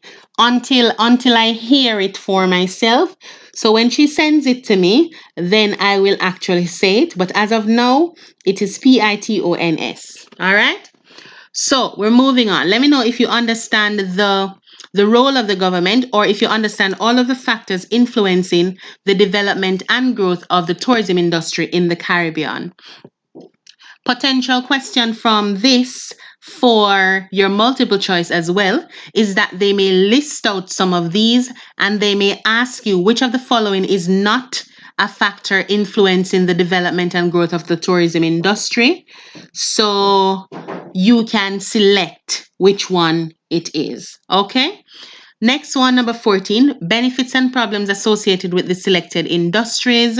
So benefits from all of the industries is that they provide employment, is that they give you revenue, you get an improved standard of living. So anything that is giving you money has the potential to improve your standard of living. Economic development as well as other development in the country. So someone says the government part is kind of confusing. So the role of the government in influencing the development and growth of tourism. Let me give you a very political example. So we have the coronavirus currently. So there are some countries who will say, all right, we are not opening our borders any at all. Let the tourists stay where they are. If they had bought their tickets already, that is not my problem. We are not opening our borders. We're not allowing anybody to come and use our beach. That is something that the government can say. So if the government did that, then the development and growth of the tourism industry would have been negatively affected. All right. Now, if the government, on the other hand, says, all right, tourism is extremely important to us, so then we need to ensure that we open our borders as soon as possible, because we need the tourists to come and use our beach. We need them to climb our falls, and we need them to visit our mountains. If they do that, then it would positively affect positively influence the development and the growth of the tourist industry. So it depends, on how the government views tourism and the role that they play in trying to increase the industry in their specific country. So there are some countries where the government would give tourists a tax, not tourists, give hotels like a tax break if they build the hotels in their country. Because think about it. If you were to build a hotel in my country, one, you're giving my people jobs. Two, you are allowing more foreign exchange to come into my country, because the tourists will come into my country to utilize your hotel. So they will spend their money with my people. So it would benefit the country. So if the government is looking at it in that light, and they give you some incentives or give you some land or whatever, then it will increase, or it will positively influence the development and the growth of the tourism industry. All right, so I see that we are good with that one. So we're going back here to benefits and problems associated with the selected industries. So benefits from everything is that once you have it, it will provide jobs for some people. It will provide more money, more revenue. It will improve the standard of living. So once persons are making more money, then they have the potential to increase or to improve their standard of living because they are able to do other things, right? Economic development. So you're making money, then there is going to be some amount of economic development that is going to be taking place. It's going to add to your GDP as well. All right. So 14B. Problems associated with the selected industries in the Caribbean. Problems, declining source of raw materials, because think about it, if you are using it, it is declining. Not all of them are renewable. So the ones that you are using a lot of, they are declining. Eventually, they are going to be finished. Next, high exploration cost. All right, no problem. Thank you. Have a good afternoon, Veronique. Thanks for joining us. Um, High exploration cost, that's another problem. So sometimes in your country, you may have a specific natural resource, but it's as if you're unable to touch it because you do not have the finances that are required for all these explorations to take place. Another problem is competition. Competition from other persons. Competition can be good, it can also be bad. So it's listed here as a problem. Competition, it can be competition from other Caribbean countries who are producing the same things as you, or they have the same or similar things like you do. So, for example, I know that Trinidad has really good parties and Jamaica also has really good parties. So when it comes to spring break, the competition there would have been, say, Trinidad. The tourists may be thinking, all right, should I go to Trinidad or should I go to Jamaica? Because that is where the competition is for that specific thing that they are looking for. Whereas in relation to something else, then you would have competition from other countries just the same. Next problem is pollution. We know how tourism can bring about pollution. We know how other industries can bring about pollution, especially when they do not dispose of their chemical waste properly. As well as their solid waste. So that can lead to a lot of pollution. They also have noise pollution based on the machinery that they are using. They also have air pollution based on how their processes are done. They may be emitting quite a number of harmful materials into the atmosphere. Another problem associated with the industries may be accessibility. So you have it, but you are unable to reach it. Transportation as well as sustainability.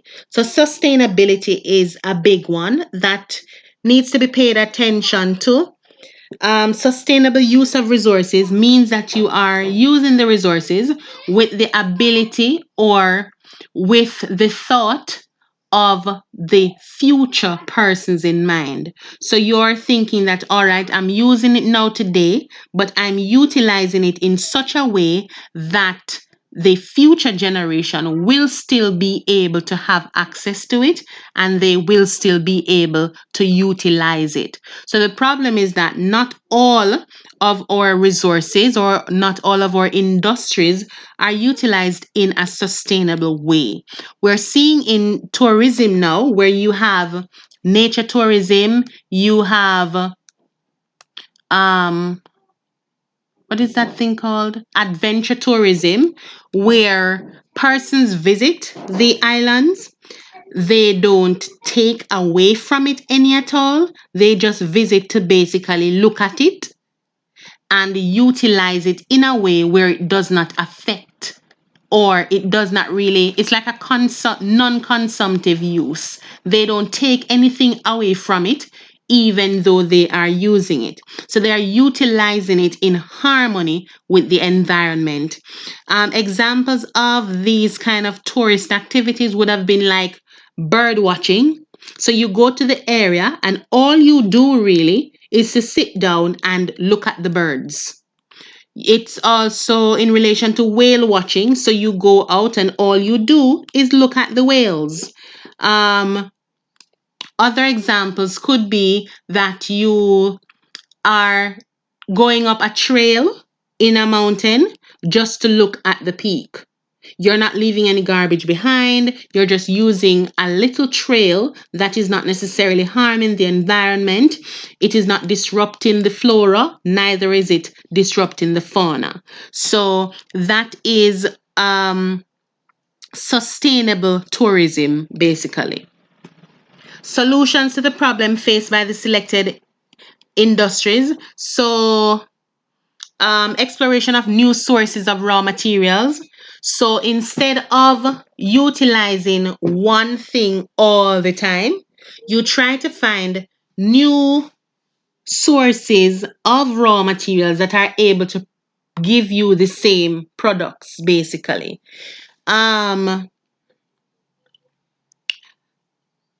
Alternative sources of raw materials. So you would be using, say, well, in Jamaica now, we have banned the use of plastic, single-use plastic bags. So the alternative source of raw material now would not be, well, the plastic is not raw material though, but you would not be utilizing the plastic anymore. You would be using other sources of raw material. So you are using the trees to make paper. So you now have your paper boxes, your paper bags, your paper straws, etc. So that is an alternative source of the raw material and diversification. So you look at it in another way and you split it up so you can have other industries from the one industry that you had initially. So you're not doing the one thing over and over and over. You've looked at it in a new light and you can create other industries from it. So then we would move to agriculture. That is to number 16. Another example, using hydropower or windmill instead of more fossil fuel. Yes. Somebody hates paper straws. Yeah, so do I. Once you put them inside your juice or water or whatever it is, it basically dissolves before you finish the drink, it just floats away. So you might as well not use it any at all, in my opinion. So we're at number 16, which is agriculture. Historical, physical, human, and economic factors associated with agriculture. Historical factors associated with agriculture. So we know where agriculture is coming from, especially commercial agriculture. So back in the day with slavery, we were already placed into agriculture. So let's say we had sugarcane, and then we would have still had these large pieces of flat land that were already utilized for some amount of farming. So we now probably replace it with maybe we're still growing sugarcane, we're probably growing bananas, or we are growing papayas, etc. So there are, from as far back as we could remember, basically, historically, the Caribbean has been known as an area for agriculture to take place. So that is one of the historical factors that would be associated with agriculture. Human factors associated with agriculture. Well, the truth is we just need to eat. So people need agriculture because they are going to need it to provide jobs, and they also need it to be able to provide food for themselves and for their families. I can't think of a question in relation to this for the paper one, and I don't remember. Let me see. I don't remember seeing any questions relating to this for paper 1, but nonetheless, economic factors associated with agriculture. Agriculture is important to the Caribbean. So not behind tourism in terms of economic benefits to the Caribbean, you would have tourism in most countries, then you would have agriculture. So agriculture is very, very important in ensuring economic development of the Caribbean. As well as the fact that it employs quite a number of people, so that offers other spin-off benefits where they can utilize this money to improve their own standard of living. Areas in Caribbean countries where commercial farming, both large scale and small scale, and subsistence farming are important. You need to give me those examples as well. So tell me the areas in the Caribbean, in your country, where you have commercial farming and where it is important in terms of provision of jobs, etc. So while you send those, I will move on to number 18. Characteristics of commercial farming in a named Caribbean country. So you are going to do this as well, but I will just drop some information. This one is like a case study. So you need to know a Caribbean country, know the size of a farm, generally what the size of commercial farms are like, the ownership, the labor, what kind of workforce do they have, what kind of farming practices do they engage in, what kind of products it is that they are creating, what are the markets that they have, and what kind of technology they use.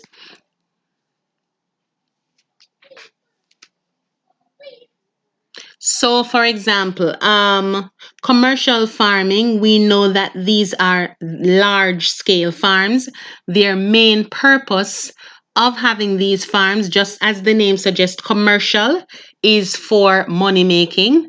And because of the size of the farm, they are usually planting their crops in an effort to export them. For exportation, they are usually they practice monocropping. So they're only they're only growing one specific crop. Sometimes, most times, the ownership is some overseas investor. Most of the times, unfortunately. But the labor is usually local. So even though it is owned by some overseas investor, sometimes the persons who are actually working on the farm are usually locals. They do not, for commercial farming, they do not necessarily have a large labor force because they utilize a lot of machinery that would cut down on the number of persons that they need to have in their working on their farm. Farming practices that they utilize. So they would utilize things like pesticides, insecticides, monocropping, etc. Products that they normally grow. Well, as we said before, for the Caribbean, it's sugarcane, bananas, papayas. Anybody know any more? You can let me know.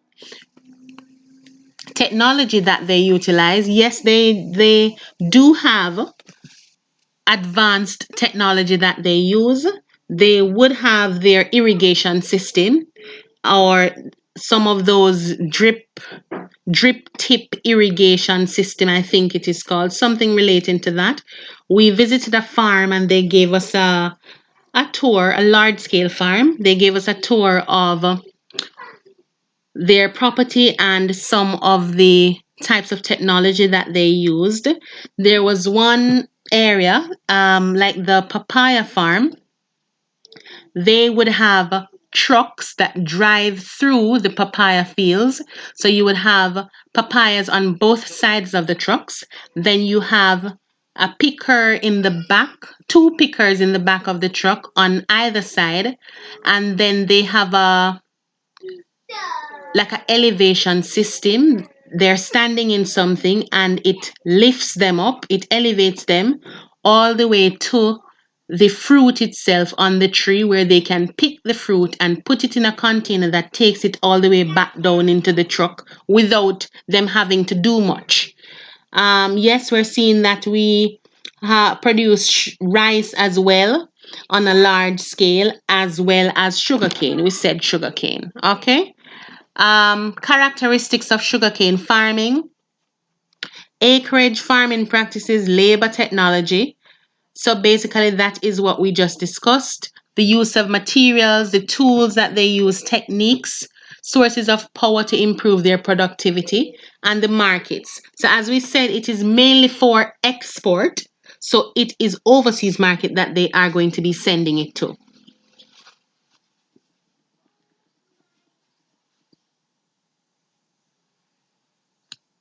20. Changes in commercial farming. For example, government policies, including issues of food security, biofuels, value-added products, technology, shade houses, and new markets. All right, for this section of agriculture, I don't remember seeing anything at all relating to this on any of the papers, come to think of it. Neither would this be on any of your paper threes. Paper three is more relating to, paper three is a substitute for the SBA. So they would be asking you things relating to what would have been done on the SBA if you were doing it. So you can expect to draw graphs. You can expect to be asked about potential problems that you would experience in the field if you were doing the study. So for the paper three, it's like on a what if basis. So if you were given this study to do, what are some of the challenges that you would expect to face? Things like that. So this would not be in relation to your paper three either.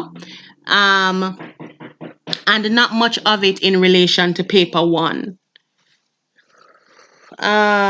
B, impact on economic development. For example, cost and availability of traditional products. So for the commercial farming, it does impact the cost and the availability of traditional products. Depending on what they are growing, for example, it would, since you are, it's unlikely. I've never seen it on any of the paper ones. So it's very unlikely to be on your paper one. Cost and availability of traditional products. So you live in the country and there is wide scale farming of say sugarcane. Because it is being grown for profit, you do not necessarily have access to it either. But it may mean that in your country it is less expensive than it would be in the country that it is being exported to. Availability of these traditional products.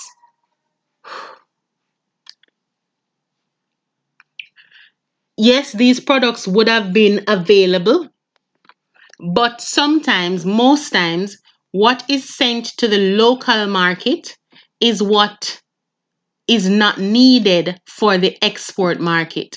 So if, like coronavirus now that some of the items could not have been sent out, we are seeing an influx of it on the local market, where these companies are basically almost begging the local persons to buy their produce, when initially it's almost as if you never had access to it in the first place, because all of it would have been prepared and exported almost without you seeing it any at all.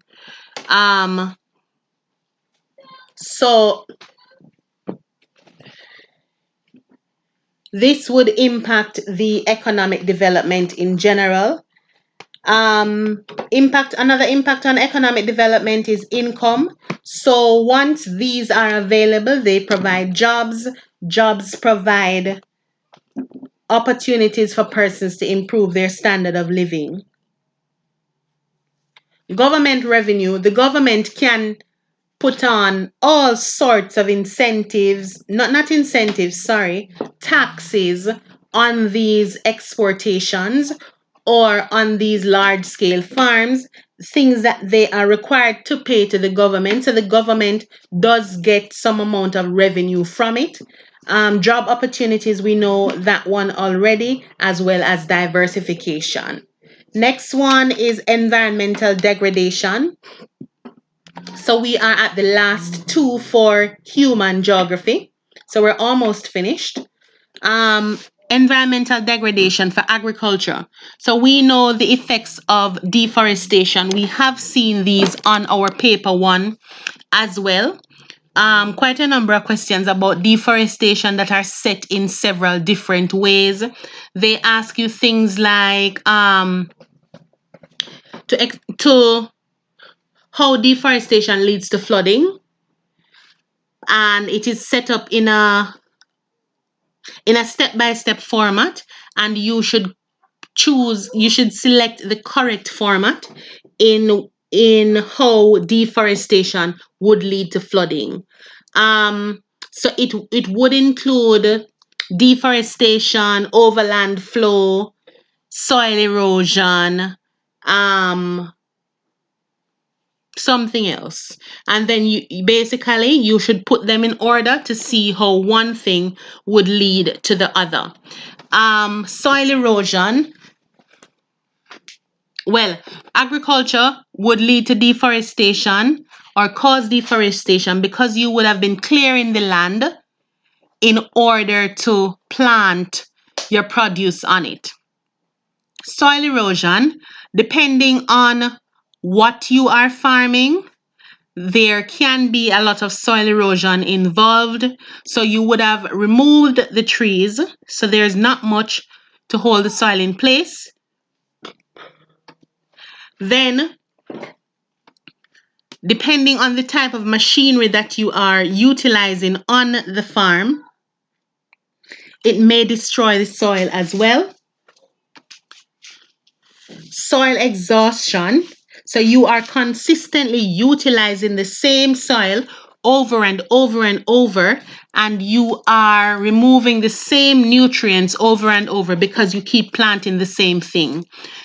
Flooding is as a result of you removing the trees or compacting the soil so that it is difficult for the rainwater to infiltrate the soil, so it runs off the soil, which leads to flooding. And then pollution. Pollution could be from agriculture, could be in relation to the chemicals or the pesticides that are used on the farm, which run off into our water sources and lead all the way to the sea. And we know how that affects the marine organisms.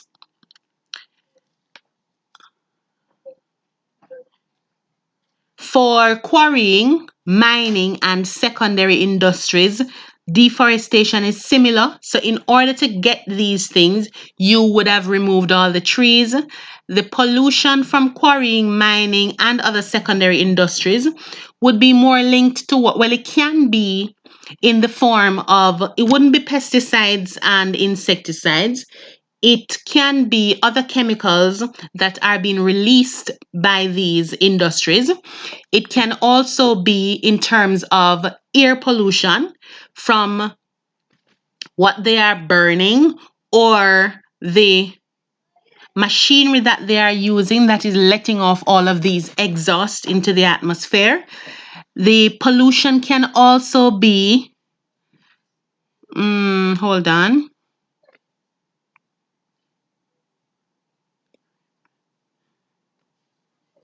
The pollution can also be in relation to noise pollution. So for the quarrying, for example, they are drilling for the entire day. that noise pollution would drive away the fishes that are close by, the other animal, all of the fauna in that area would have been disrupted because of the noise that is occurring as a result of these industries. Land degradation, yes, because you are basically digging it out and extracting what you feel like. So there is a lot of land degradation taking place there. Sea tourism, we looked at coral reef destruction. There are some questions, past paper, multiple choice questions that ask about the items that would destroy coral reef. That was discussed in the physical section, but it would list out some of the things, which one would cause the degradation of coral reef, something relating to that, and it would ask you about changes in the temperature of the water, pollution, things like that, and you should select the one that does not fit. So that would be for coral reef destruction. We know how tourism destroys coral reef in terms of the tourist breaking off the corals to take with them or standing on it when they are snorkeling, etc. Pollution from tourism. Similarly, tourists are throwing things or leaving things behind when they go to snorkel, throwing things or leaving things behind again on the beaches, etc. Destruction of mangroves. For tourism, the infrastructure for tourism is usually built along the coastline, which is where the mangroves would be. So a lot of the mangroves are being removed in an effort to create building spaces or beaches for hotels. So the destruction of mangrove is another way that the environment is being degraded as a result of tourism. So we're on the final one. That is objective number 22 for human geography. Measures to ensure the sustainable management of resources. So basically, what is it that can be done to ensure that resources are handled in such a way that they can still be around for the future generation? So the syllabus asks you to look at regional, national, and personal responses in primary and secondary industries and tourism. So, what is it that your government has been doing on a national level? What is it that you can do as an individual on a personal level? And what is it that can be done on a regional level? So, there would have been educational campaigns to inform persons about the benefits of some of these things. For example, the benefits of the mangroves, benefits of the coral reef, so that you can reduce the potential for persons harming it.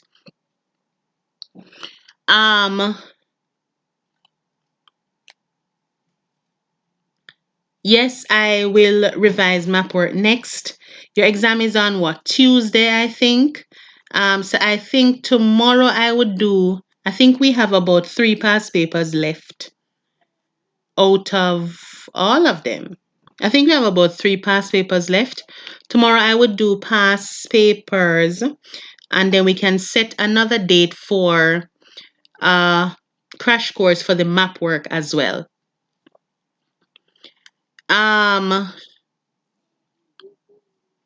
Organic farming, so the exam is Wednesday, so we should be good for Wednesday. So organic farming, so you're utilizing other means of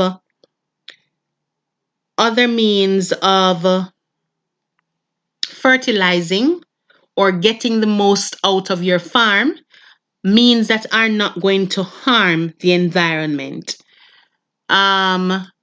Forest and soil conservation, so those would have been practices such as reforestation, ensuring that you replant or conserve whatever you have used. Fisheries management, where sometimes they may tell you as a fisherman that you are not supposed to fish in a particular area because that is the breeding ground for the area that for the fishes. So that is like a marine protected area.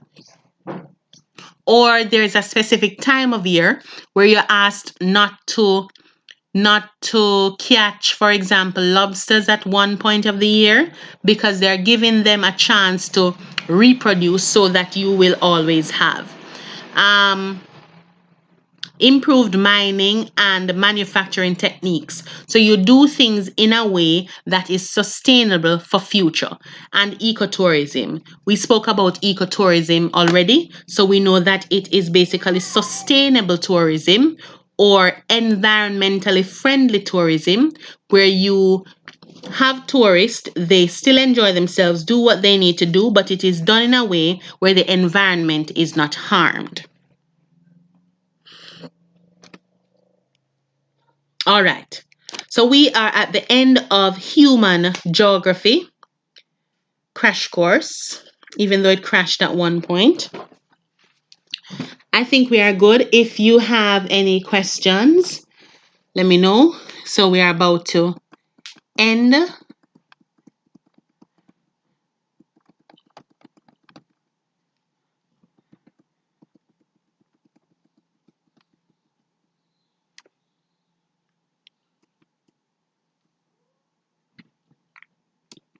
So for zoning is basically planning where to put what.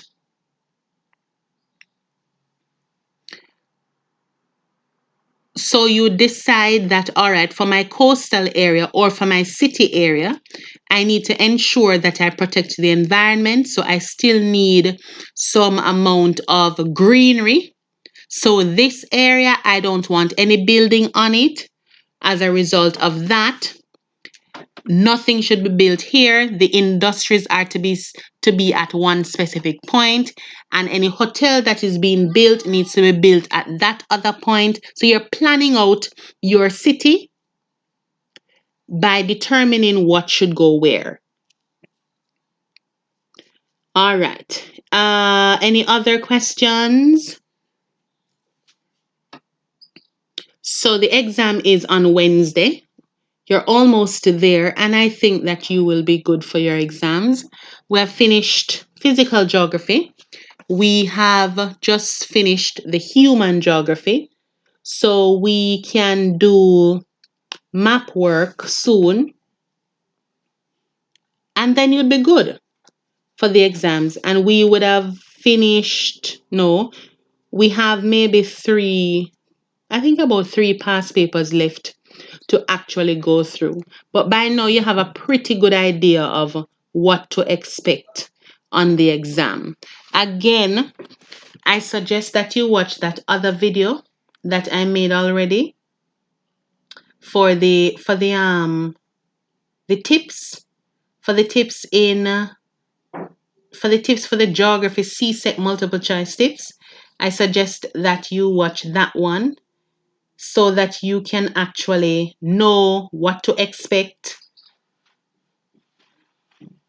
and know what to look for, etc. So I'm going to put the link to that one inside the live chat so you can watch that. It is helpful. Anything else? Organic. Organic basically means natural. So where was organic again? In relation to agriculture. Organic means that you're utilizing an environmentally friendly way, or you're utilizing a method that is not going to harm the environment.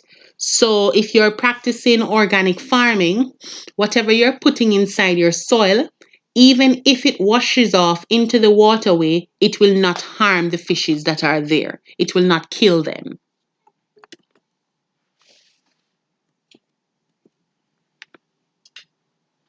Uh, 2016 past paper, I don't think we did that one yet. So it should be one of the ones that we have to complete. It should be one of the ones that we have to complete. Jason, I can't tell you a time just yet, but ensure that you subscribe so when we do go, you will get a notification, and then we will just wait a little until people get a chance to come on.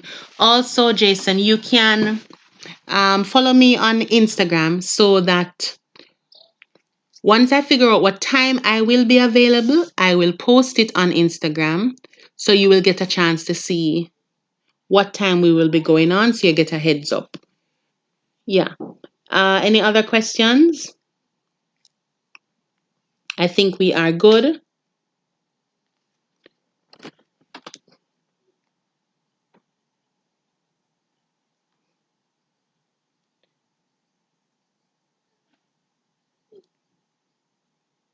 Okay, so what about inorganic? Inorganic is when you're using it's the opposite. When you're using those products such as the pesticides and the chemicals and the herbicides and the fungicides, all of those icides things that would cause harm to the environment. All right. Um, the link. Which link? Which link do you want, McLeod?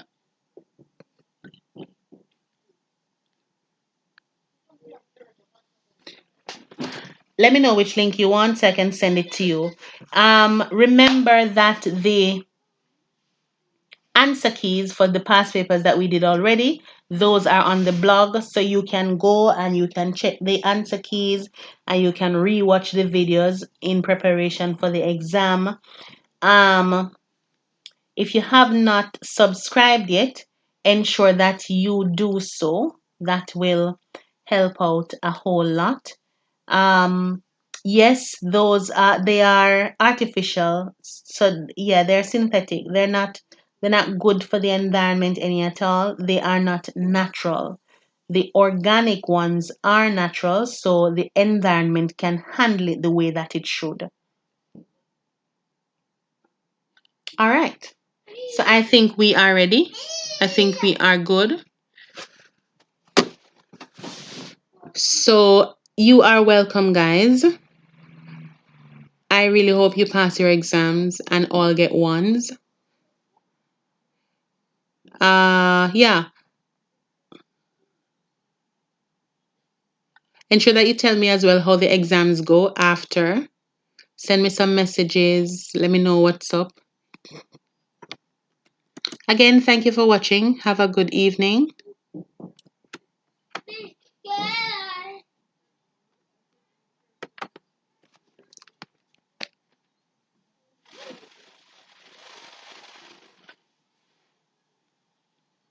Yes, you should all subscribe and turn on your notifications so that you can know when we are doing another video or another live session. Bye, guys.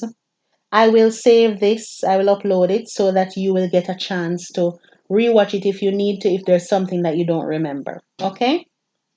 Bye. Have a good evening. Thank you, Huggins.